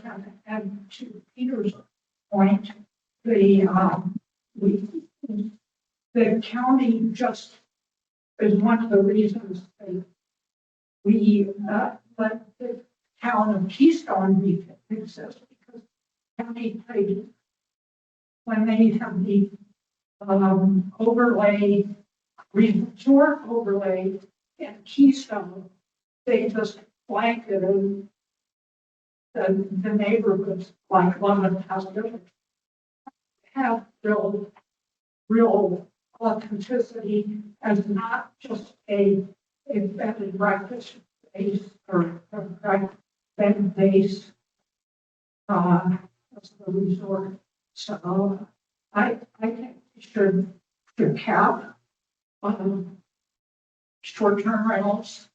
And I also think that we need to have some incentives to have long-term rentals.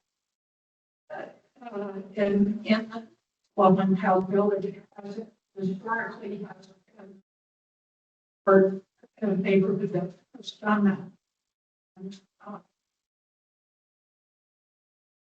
just a little bit of a summary what I feel about Loveland Pass Village. And I lived there, sorry, I didn't introduce myself, Kathy Rod, and I've lived full time in Loveland Pass Village for over 30 years. And we have always felt our long-term renters are part of our neighborhood.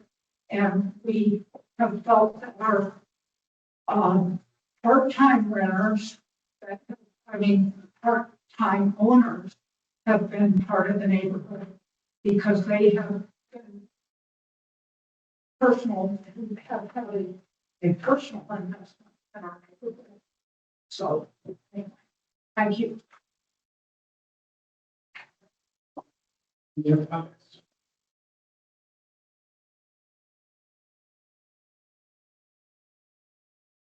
Good evening.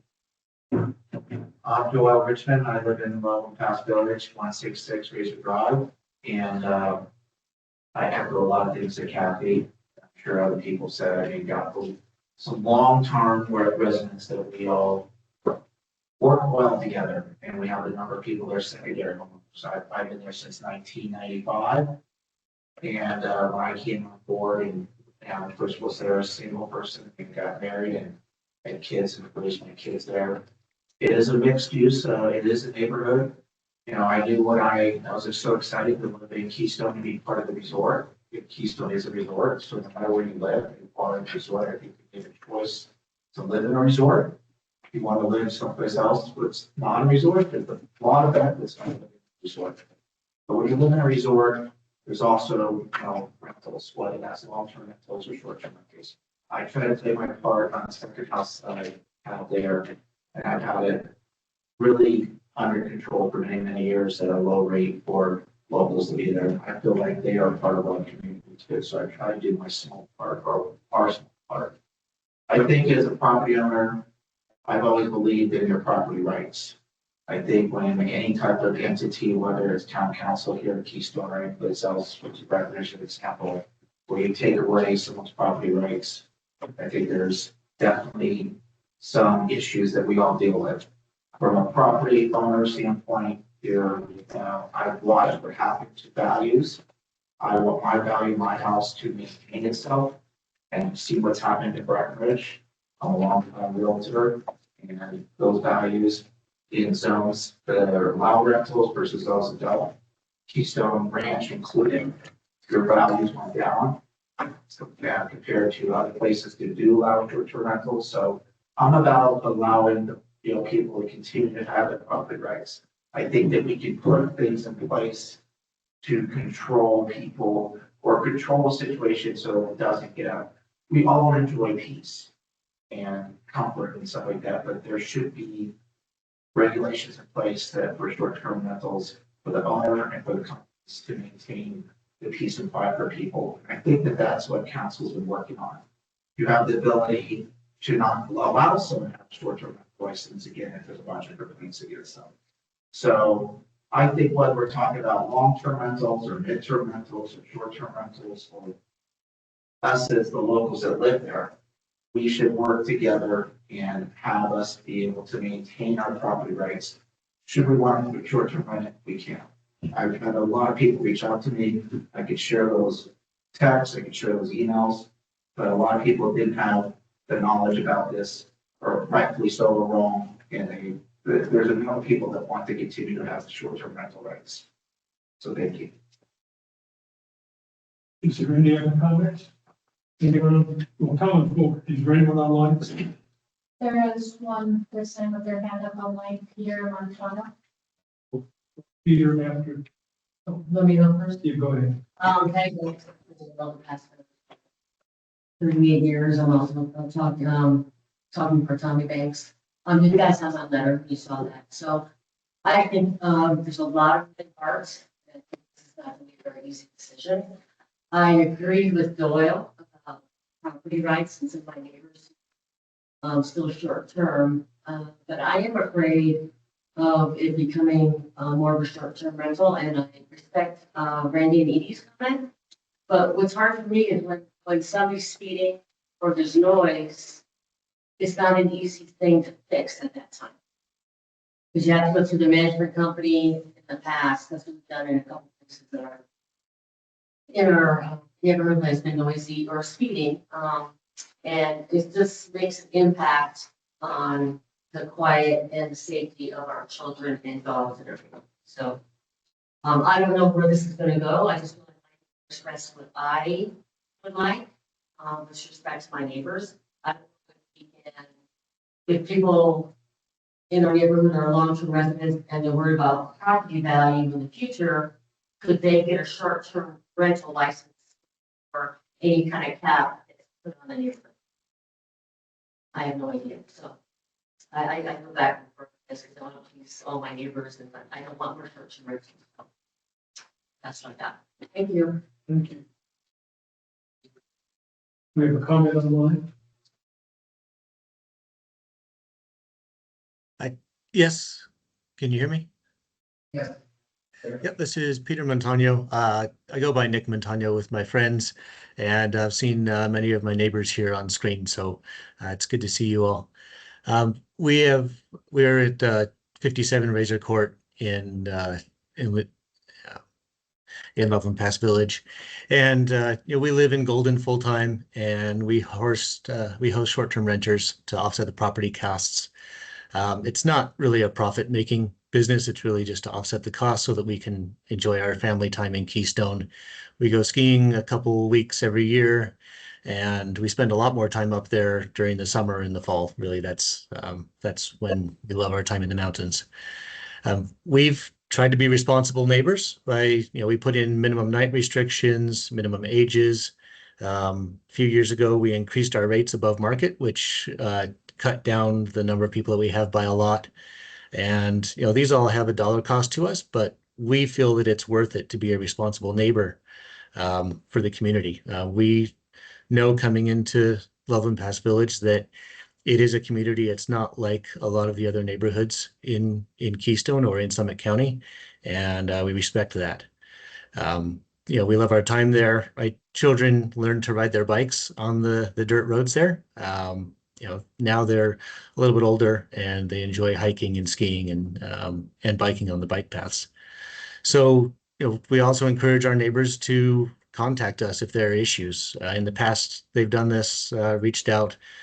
We've had renters that didn't close the dumpster, and so I went up and cleaned up after a bear. I've done some snow shoveling after the last company decided to use our parking spot for a snow dump. And we did have one disturbance a couple years ago, and the management company and I believe the police were already involved, but we called just to make sure that they were going to be kicked out and that wouldn't be a continuing problem. So really what I'd like to say also is that since Keystone has started managing the short-term rentals, we have seen a little bit less transparency, slower licensing, and less transparency on the complaints. So that's kind of the opposite of what we were promised when we supported the formation of Keystone, and when we supported that only residents in Keystone can vote. So our request would be that rather than adding more rules, you use what you already have available to manage the short-term rentals as well as other community issues. And as always, I encourage my friends and neighbors to contact us if our property is ever an issue. And we look forward to seeing you all during our ski week and then during the summer. Thank you very much for your time. Is there anyone else in the room who'd like to speak? Is there anyone else online?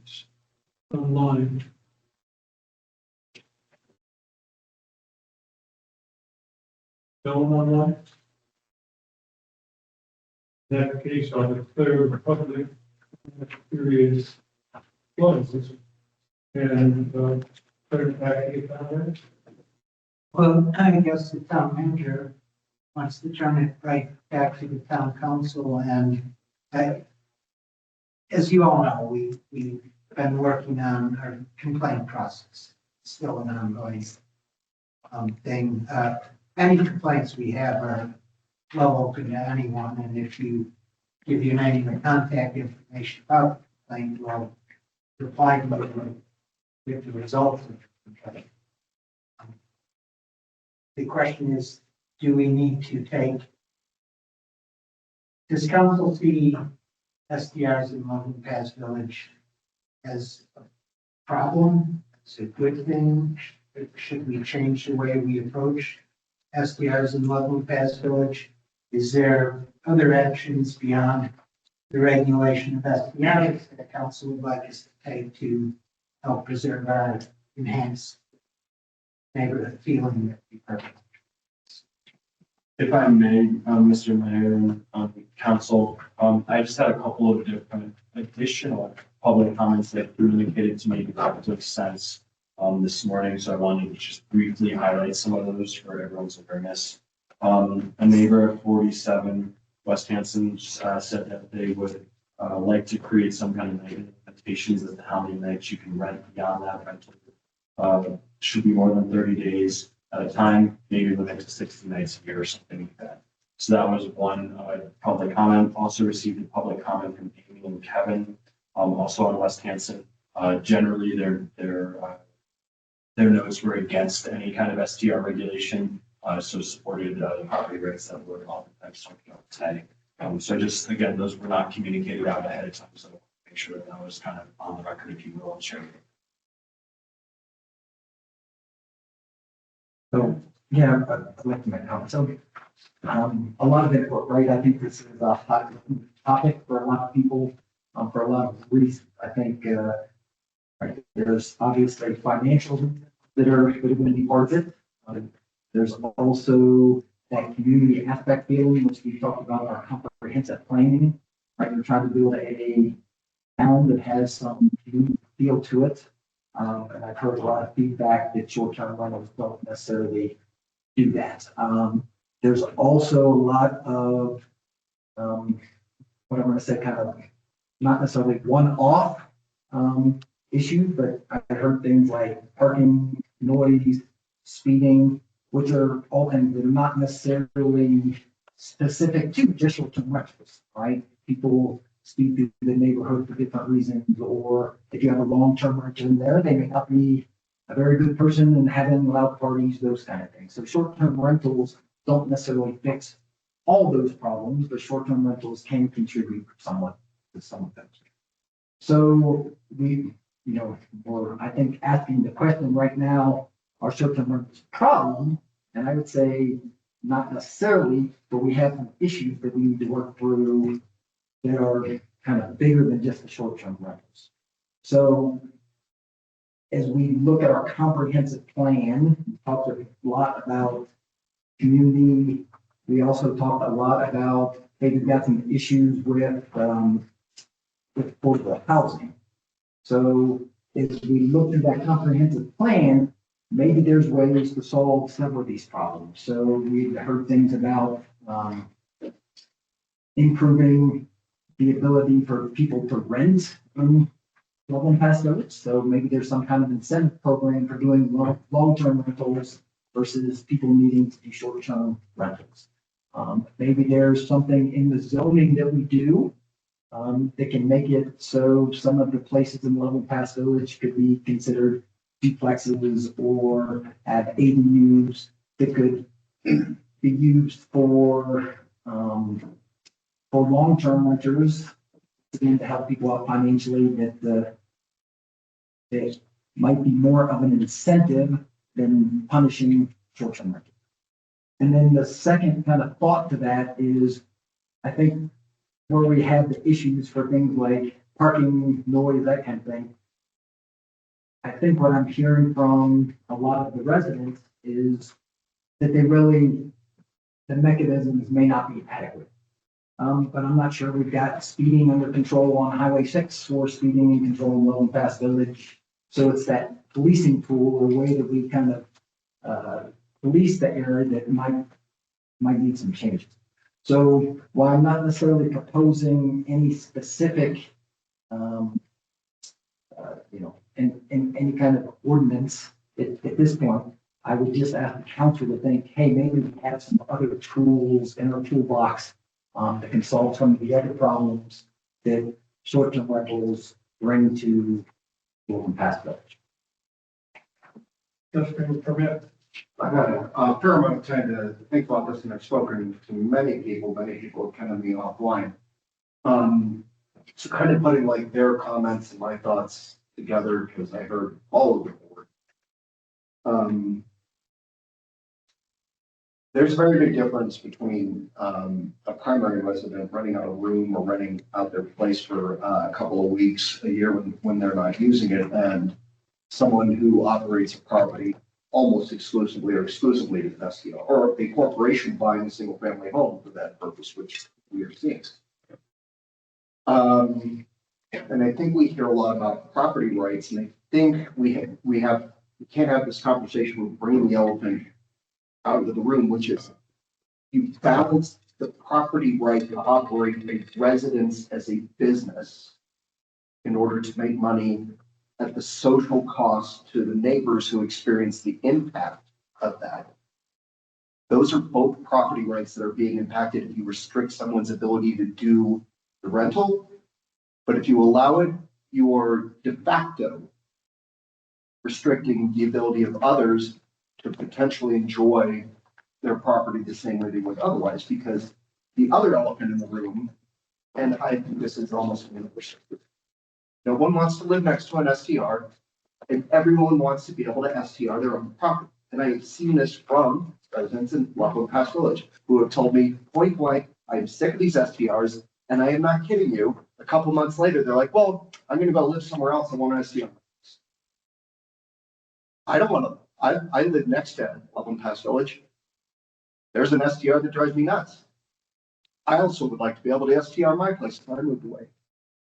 This isn't hypocrisy. It's enlightened self-interest. Because when you're not living there, you don't have to endure the impacts. But when you do live there, if you demand that others not be able to exercise those rights, then you're restricting their ability to enjoy financial freedom or support their own property. So how do we look at this as it applies to Loveland Pass Village? I think I first have to call out the sympathy I do have around the complaint line, and there's been excellent efforts by our town staff to try and resolve some of the issues we had with that. But overall, when we deal with it on Highway 6, the way that people act when they're not members of this community and they're just passing through and they treat the community as such, so too do we often see you can have a bad long-term resident next door to you, and then you're stuck with them. You can have a bad short-term resident next door to you, and then they leave. But what are the proportions and likelihoods and what motivates those people? Because I think human behavior is what you need to study. When people put themselves in a vehicle and drive through a community, they don't have any feedback from the outside and they don't consider the impacts. If you are somebody who is intrinsically motivated, you tend to do the right thing because you think it's the right thing. But a lot of people are extrinsically motivated. So if you have a neighbor who is annoying, they also realize that this is a game that they have to play with you. You have to live with each other. And to some extent, there's external reinforcement for long-term mutual benefit. A visitor does not play by those same rules. If they are extrinsically motivated, they're only trying to avoid immediate consequence. And so we see people, if you think that it's fine to like play a Bluetooth speaker loud enough to be heard in someone else's house and you're not for a couple hours a day, the signs don't make a difference to people like that. A phone call, an angry phone call from the property manager an hour after a resident finally had enough to call the hotline might motivate them to turn it down a little bit and see if they can get away with that, or if that resident's going to get annoyed enough to call again. And then maybe they'll turn it down a little more, and then maybe there's a threat of a fine or getting kicked out. Eventually they'll turn it down enough, but they might turn it on the next day. And you might have someone come back and do that the next week. And if you're surrounded on all sides by STRs, then it's not one STR that gains large, it's spread out. Or the resident simply accepts their degraded living environment so that the absent homeowners can profit. So that's my sympathy to those who have complaints but don't necessarily call the hotline all the time. But what this really comes back to is your point about comp plan. And the four top priorities of the community were identified. Two of them were, as you pointed out, a sense of community. And I spent 10 years as a long-term renter here in two different large complexes, over 100 units, where only one or two other people out of those 100 were long-term residents. If you think there was a sense of community there, I don't think anyone thinks that, because it's very obvious there was no sense of community whatsoever. where are we going? The other question was about maintaining, this came from the comp plan discussion, different types of households available. Because from the comp plan draft, there's 17% of the land area, or pardon me, 17% of units are long-term occupancy in Keystone, 83% are not long-term. And 59% of all units are vacation and rentals. Very few of these units, as town manager pointed out, are single-family homes in Loveland Pass Village. What this identifies is the tenuous position that we're already in to meet those community priorities. And that's because almost 100% of the time, it is more lucrative to short-term rent than it is to long-term rent property.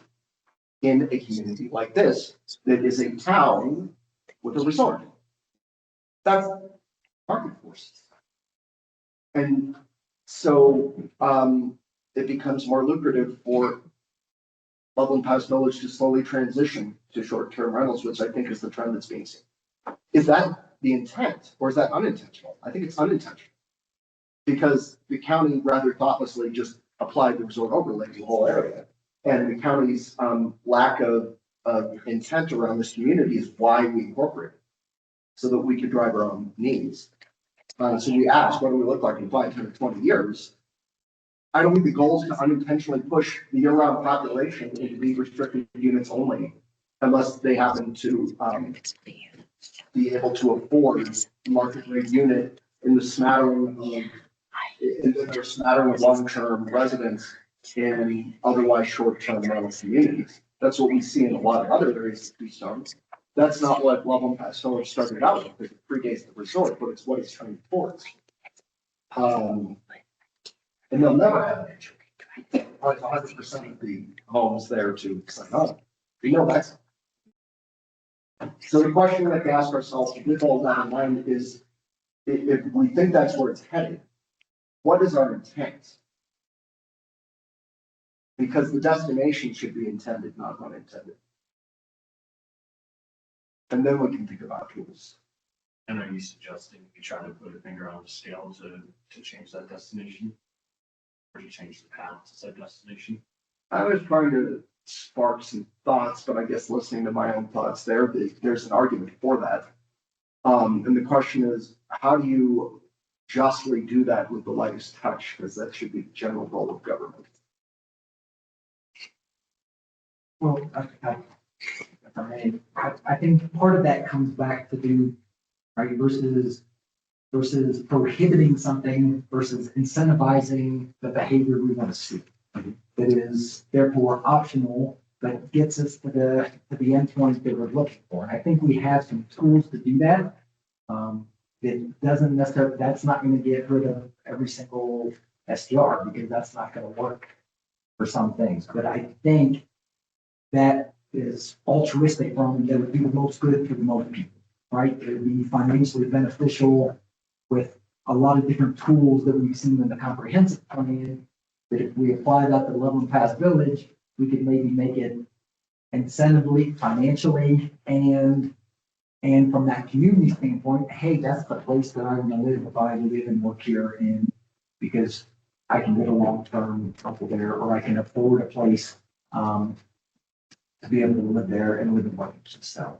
So I think we have some tools to get there that incentivizes. It's not the big hand of government coming in saying, no, you can't do this, but it's us helping get to that answer with the right tool that's mutually beneficial for all the people. What are some of those tools? Well, I mentioned a few of them from the comprehensive plan, right? There's some maybe ADU restrictions that get lifted for the zoning there that you could put with a lien on those properties that they can only be used for long-term rentals, right? That allows people to get passive income from the property as well as come up and use it so it provides additional long-term rental housing. There was the Lease the Locals program that Summit County ran for a couple of years that I participated in and have long-term rentals in Loveland Pass Village that I was able to take advantage of, where they basically subsidized those that qualified for working and living in the county. Those are just two that come to mind right at the right hand, but, there's ways to incentivize behavior that would be mutually beneficial to the community versus some kind of moratorium or some kind of things would have some legal implications as well too. Because when you put moratoriums or you put restrictions, you're basically picking financial winners and losers. I guess I have a couple questions. Right now. I think we all think a lot about it.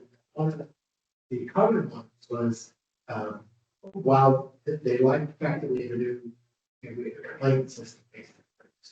There were comments about the closure rate, getting back to, is it really working? And that has driven, I think, a lot of this conversation too, because they don't feel like the one tool that we've been working on is adequately doing what we all hoped it to do. But to kind of close down some ways and issues. Now, I understand that we are looking at we're continuously trying to improve it. Is that correct? Yeah, we are continuously trying to prove it, and of the 8 complaints we received in Loveland Pass Village, only 6 of them were timely. The others were long after that, but entered in so that as we readdress the relicensing, there's at least a complaint online. And do we get back to the complainers when they give contact information, respond to it. It's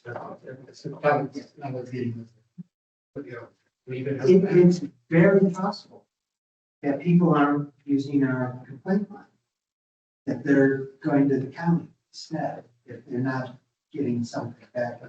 Well, the second question is, what we're talking about here is, should we put some sort of restriction on this small community? Now, this small is, if we put it on this one, does that affect everybody that's not in the major rate in our county? Or can you actually spend one area and do that? Well, I believe, Lindsay, Loveland Pass Village is uniquely zoned. Loveland Pass Village is just unique, but it is zoned R2.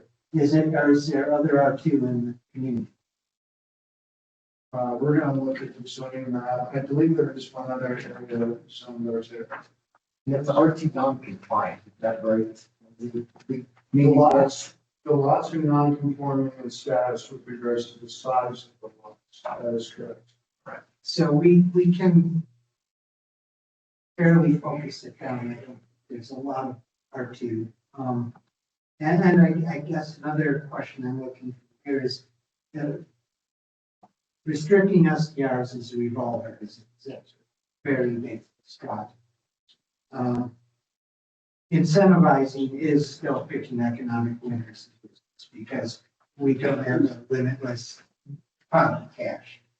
The question is it a priority of the town council to try to preserve Loveland Pass Village in some semblance of the way it exists?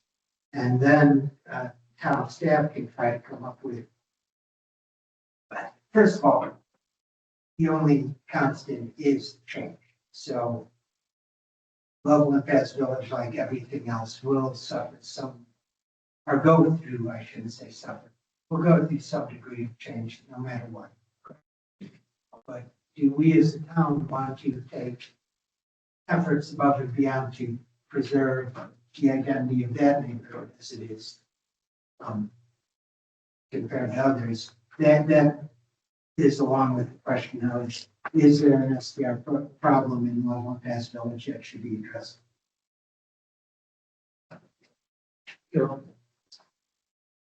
You posed the question is a little bit problematic because maintaining the character is all in the eyes. And I think we have heard a wide variety of feedback from don't touch it to here are some legitimate ideas to consider. I don't want to move so quickly that we go over people. I absolutely agree that live in a peaceful community. And we have intended to create the policies that would make this peaceful coexistence possible. We've worked very hard at it for 2 years. We've invested time, ingenuity, and money in seeing an STR policy, an STR management, in code enforcement. But what we heard tonight, and through all these, is we're not there. The policies we have affected are not creating the effect we anticipate. So in the short term, the very short term, I would ask town staff to come back to us with their assessment of what more could be done for noise responsiveness and for park. For example, might you come back with a noise enforcement, a noise ordinance that is actually enforceable? What's important having it? If the answer is after you call, well, can you prove it? Can you give me some evidence? If people don't know that, then it's not. And the second part is the parking. There's Utah's Village is a anti-car area, and it's a great walking area. So I would propose that town staff look at parking zones. You know, parking on the street is up in there, perhaps it could be more tightly limited to specific zones. Those are truly interesting solutions, but before we go to more onerous decisions, then we need to make sure that what we're doing is working. Otherwise, we've wasted a lot of time and effort. And we need to relook those proposals to relook. So will be the noise and now the complaint system, the noise enforcement, and the parking enforcement are those things we like to see. The town staff look at. Sure that we have an unenforceable noise ordinance out. What I tried, but comparative, besides the, from, you know, I guess I'll get to that. Just let me, we've heard two things. We've heard concern about SDR, but that isn't really the issue that's being addressed. The issue is community and loving Vast Village is the underlying desire. That's something we can address as we go through the relook at zoning and as we will be going through when the conference. In the near term, we have had an issue with noise. However, if that noise isn't reported in a timely manner, there's nothing we can do about it. Agreed. And what I think the town manager mentioned is of the 8 SPR complaints, they came in after the fact, not as they were occurring. If they come in as they're occurring, then there's actually two mechanisms the resident can go to. One mechanism is the SPR hotline, which we definitely would like them to do, because that should get a fairly quick response through the management company. But the other mechanism is that you simply call the police. The police will respond. And the police, I believe, has been fairly effective when they do respond in getting people to quiet down. I see the chief back there, but from the feedback I've gotten is when a policeman arrives at a property and there's a noise complaint, they're not taking out a decibel meter. They're reminding the people that we have a noise ordinance and the folks are normally lying and tone it down. So we have a brand new STR hotline system coming online. I don't believe is it online yet? It's not online yet. It's being tested. It's an AI-based system, so it's a little different. than we've had in the past. So I think we need a little bit more time on the STR issue. I think we need to be focusing on enforcement and getting people to call the hotline and stuff. And that's Thank you, Mr. Mayor. I just want to first start off, I kind of have a few things to talk about here. I don't know if I'll go as long as Aaron, but first off, the town hall aspect, right? You know, this was a contentious idea to even have this conversation. And I still remember bringing this up in November, end of October, something like that. And it was very contentious to even have this conversation. And so I just really want to applaud everyone that came here today or submitted emails online right now.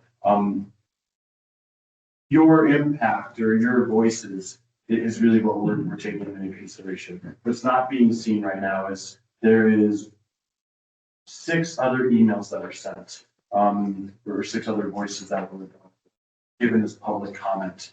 And those were sent to the council since this packet was published.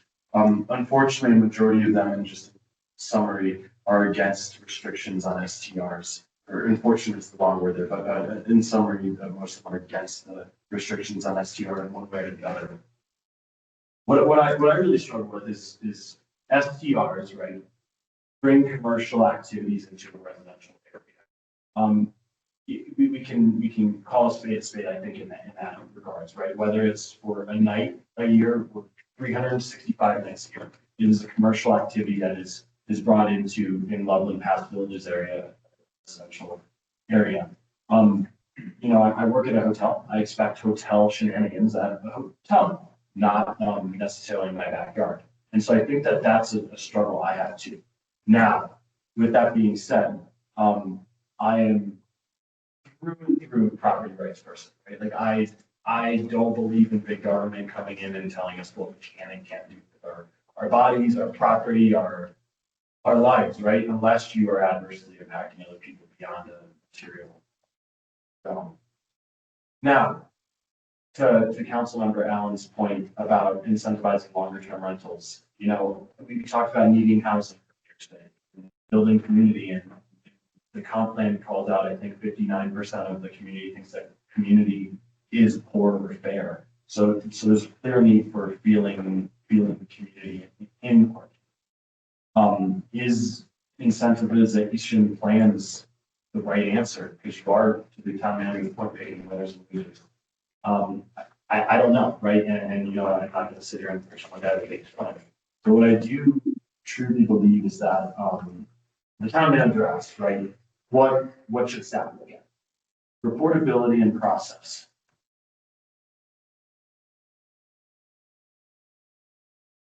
We really need to look back at the STR code and look at what neighborhood impact has in the ability to report, right? If you're in a condo, maybe the neighborhood impact is less of a threshold than a community like Loveland Pass Village or a community like the Sanctuary, which has a one road in, one road out, smaller town, right? So it's like looking at the community impact and neighborhood impact. I personally, and I know the town manager and I have talked about this, I have an experience with the hotline and trying to give them a call about a neighbor who had an STR, and I think that the renter at the point thought that our road was a NASCAR track. And I called the hotline, wasn't able to make a complaint because speeding is not an SDR code violation. And I personally believe that process is too restrictive. Now, the mayor mentioned earlier, there are 2 processes, right? We can call that STR hotline, or we can simply call the police. Now, I wonder how those reports from the police get counted into those STR violations. And I know we had talked about this previously, and my understanding at the time, the police correct me if I'm wrong, is those do not get counted in there. Am I wrong? Right? No, you are correct. Okay, so thank you. One of the fixes we need to do is allow any complaint about an SDR to get its way back. To at least get into the record. So and I wonder how many times, right? You mentioned 7 complaints in Loveland Pass Village, and I know that if we looked at the police data, that would skew the entire set, right? But I wonder, how many more complaints we would have from Loveland Pass Village in particular if the police reports had previously been, and I know we can't change the past. What I'm trying to get at is I think that Dan brought up a great point in that a lot of the comments were talking about the report process. And we talk about the ability to revoke STR licenses based on complaints, right? The complaint process in some way is broken. And I don't think that it is in the way it is developed right now, able to actually serve that function that we have said we can threaten and do. To answer your question, would I like to preserve Loveland Pass Village the way it is? 100%. But I think that the needs and the rights of property owners outweigh, unfortunately, that desire to preserve Loveland Pass Village the way it is. So the next best option, and I think what we really should be focused on, is how do we address the issues that are happening there? And I think that that's through the complaint process, in my personal perspective, and looking down the road at what kind of incentives we can do to create, and I forget the gentleman who commented on how they rent, I think it was Mr. Doyle, was it, who rents a second home, and tries to incentivize longer term rentals. How do we do that instead of the corporations that Aaron are talking about that could possibly buy up the homes and turn them into a cute little Disney resort? And again, I don't have a fully baked plan, but I think we really need to be looking at that. And Loveland Pass Village is a unique case in our town because they don't have an HOA, because they have a very vocal base and a very rich history in that sense. And I think that that's something we really need to consider. So, soapbox over, thank you. We need to wrap this up in probably about 5 minutes. If I could just make one point on that, Mr. Mayor. So, well, I agree that policing, and I mentioned that, and it'd be interesting to hear from the chief, but, you know, we talked about speeding, noise, parking, which are all not STR exclusive, right? So someone comes to my house when I'm living in Loveland Pass Village, and they speed through the neighborhood, that's not an SDR problem, that's a speeding in the neighborhood. I'm celebrating my, son's graduation and we get too loud, that's not an STR issue. So trying to tease out some of what is STR and what is just people not doing the right thing in the town of Keystone is gonna be a little tough to tease out, right? We keep talking about the hotline, but someone parking in Loveland Pass Village to walk across the street to go skiing is not an SDR issue. So I don't know how we can get that data to say, hey, these were SDR people committing this SDR bad behavior versus people just doing bad behavior. Because sometimes the speeders are not the SDRs and sometimes the parking are not the SDRs. And so we might be putting that on the SDR onus when it's more just a policing of Loveland Pass Village for people doing the right thing. And I don't know how we tease out that data because if I'm not in my house, no one knows if it's me or my renters or my nephew that's just staying there for the weekend. So I'm not sure the SDR hotline actually fixes the problem in Loveland Pass Village because it doesn't necessarily give us the data of who they were. Because an SDR is just a label we put on somebody, but it's the behavior that's not appropriate. So I don't know how, unless all the kind of noise, parking, speeding complaints go directly to the police. And that, I don't want to put that burden necessarily on our police chief. So I don't know if our town manager has any ideas of how we tease out and get that data. How big is the problem in Loveland Pass Village when it comes to the issues that people attribute to the SDRs? And they could be, but I don't know. Any thoughts, Mr. Town Manager? Well, just one thought. So, not a whole lot of complaints. Let's be dead honest over the course of the year. It is disproportionately high to the other SDRs, but that also might have to do with the fact that the SDRs in Loveland Pass Village are right next door to someone who's living there as opposed to next door to an empty place. So I think the real question is this even a disproportionate problem compared to just anywhere compared to anywhere. And I think another year with our enhanced reporting system will identify if this is disproportionate. I mean, I live in Summit Cove. People speed, people are allowed. I know some of them are long-term rentals, some are short-term rentals. Some of them have been there almost as long as me. Every week there's something I could complain about, but it's not a problem. It's not, it's just kind of an expectation of living in society because people tend to not follow the rules all the time. I think what we really need to do, like you brought up, is figure that out, is focus on the complaints we're getting from Lovely Pass Village, one way or the other. Whether it's a call to the police department, I'll coordinate with our chief and, you know, not even is it a complaint about SPR or not, is it a complaint about something in Lovely Pass Village? And see if there actually is there more a perception of a problem than there is a problem, or is there a real problem with people's behavior in Lovely Pass Village? Well, okay, I just, the comment, my view is much aligned with John's, is that I am not in favor of restriction at this time, but I am in favor of us, the staff, going back and picking up on some of these ideas and issues, the complaint of speeding, how we integrate, but I, at this point, would not recommend a restriction. And we are going to be taking steps to address some of these. Variable speed limit sign will be installed in Lovely Pass Village. Variable speed limit sign. A speed limit sign with not a variable speed limit, a radar. Not in Avis, not one that's issuing tickets or something. No, I meant you're not gonna increase the speed limit Yeah, also. no, Okay. but one that's letting you know how fast you're going when you're going to get there. Just minor steps like that. We've looked into the speed bumps and found out that's just not a good idea whatsoever. And, you know, just stay on top of noise and let people know that, you know, call the police to get it shut down now, but, or call a hotline, depending on what time it is, how bad it is.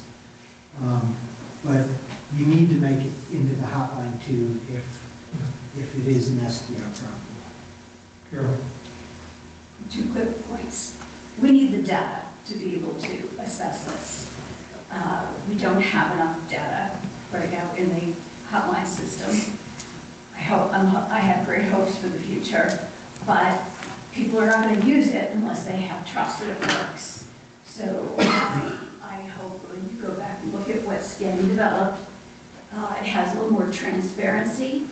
And it says if you are concerned about noise, you also have the option of calling the police.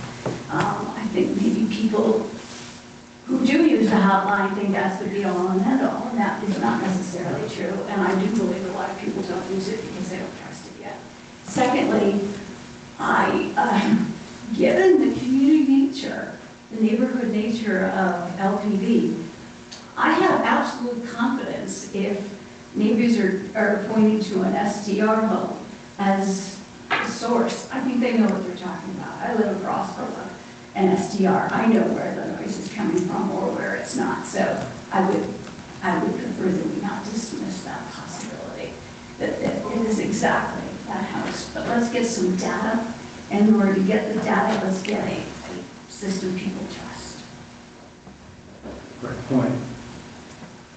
I think Councilmember Kerr just nailed it. Let's not equivocate or dismiss here. Like, it's pretty obvious that there are issues generating from SPRs.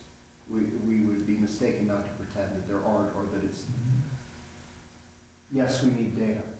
And to that effect, I would also encourage a community outreach to help people understand that yes, this is effective, and it's easy, and here's how you do it. Because we want people to use the tool, then we need to encourage them to do it. And they also should understand why. Hey, we're looking for the data from this to help drive our decision making. Because, again, we have two factors. One is this looking at the problem right in front of us. How do we get data on it? How do we manage the immediate complaints? But I do want to reflect back to the other thing, which is what is our intent?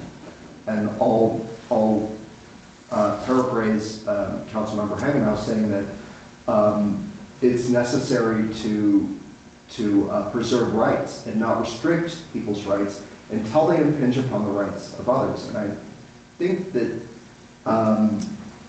that needs to be called out, that when someone decides to exercise their right to operate a commercial business in a residential area using their house, and they consider that a right, the right that they are impinging upon is imposing the social cost upon their neighbors. And enjoyment of your property, that's a right. And the safety and noise and health risks associated, those are rights that you have. And there are outsized impacts. And I'll point out that every other community around here and the county have different overlay zones in order to protect neighborhood character and to balance the property rights of the people who live there from against the rights of the people who want to have a profit center. Balancing is our job. And the county didn't see fit to give this area any consideration when they put the overlay on. We have to figure out our intent, because you can make the argument that there's not a balance to be reached. Property rights to rent have primacy over property rights to have a neighborhood and enjoy living in it. But we have to have that discussion. That's the ask of the council, not the staff. We have to decide what our intent is, and if in 10 years, Loveland Pass Village is 80–90% SDR, because that's where the market forces are driving it, under the resort overlay regime, is that our intent? And is that what's good for our community? And we have the opportunity to do that as we go through the zoning issues. We have an opportunity to address incentives as we are just now gearing up the housing function, and the staff's going to be giving us a housing plan this year for going forward. So we're just now getting into a position that we can start addressing those issues, because the issue that we were presented today is not the real issue. The real issue is the community issue. There are some very persuasive arguments that some of the folks made today. On the community side, in Loveland Pass, it is a very unique community, particularly because of the zoning and the lot sizes. And that's something that we need to be addressing, I believe, as we go through in the next 6 months, the zoning issues and the housing issues. And that's actually the proper place to address. In addition, we do have, and it's not just for Loveland Pass, it's across the board a reporting issue. We talk about how inadequate our reporting system is. As I remember, when we took over from the county, we had, 12 or 17 complaints a year. Yeah. This year, we had 93 complaints. So we've made progress. Are we there yet? No. And so I would ask the staff to give a look at how we can make that reporting mechanism effective and ensure we get good feedback. Is that acceptable for a path forward for right now?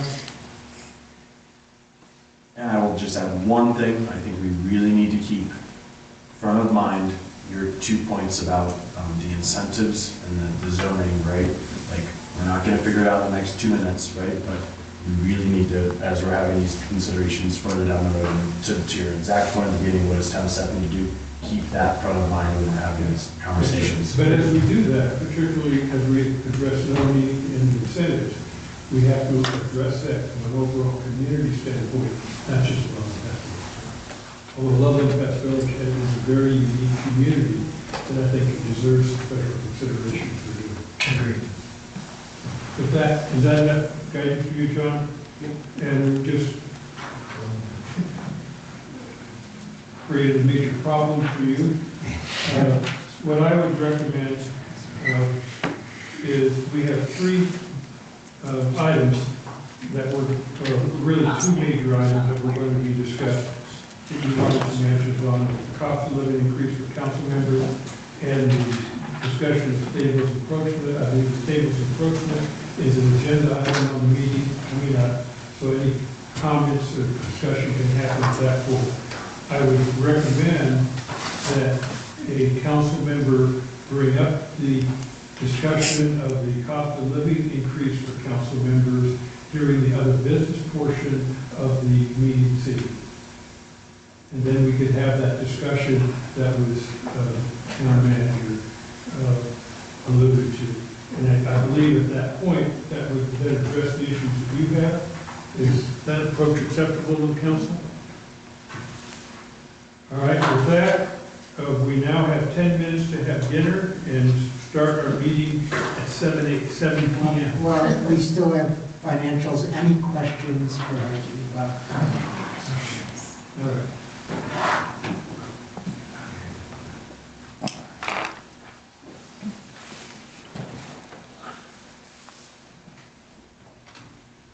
So while you guys are looking at that, so overall, like our general fund revenues. Why don't we just wait, see if you have questions? Okay. I just had one, expenses, page 23, $1,000 for administrative. Can we, it just says administrative. And is it possible to have more color in these, especially in something over a grand? Absolutely. And who was that to? There's an expense item on page 23. Page 23 or line 23? What page? Well, that's a problem. In the expenses. Yeah, I think you're talking about the accounts payable. Yeah. So he's talking about the accounts. Oh, is that the council meeting? No, that's the accounts payable line. That's not the council meeting. That's on the accounts. That's on the consent agenda. I'm sorry. On council meeting.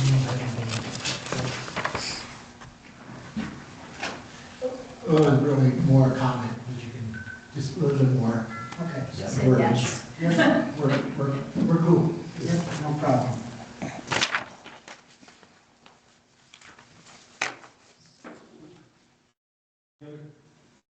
Comments or questions for staff on the financials that we presented?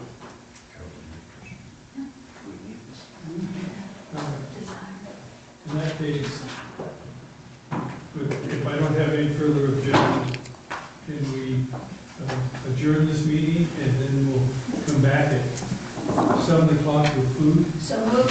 So moved. Second. Second. All those in favor? Aye. Opposed? We're adjourned.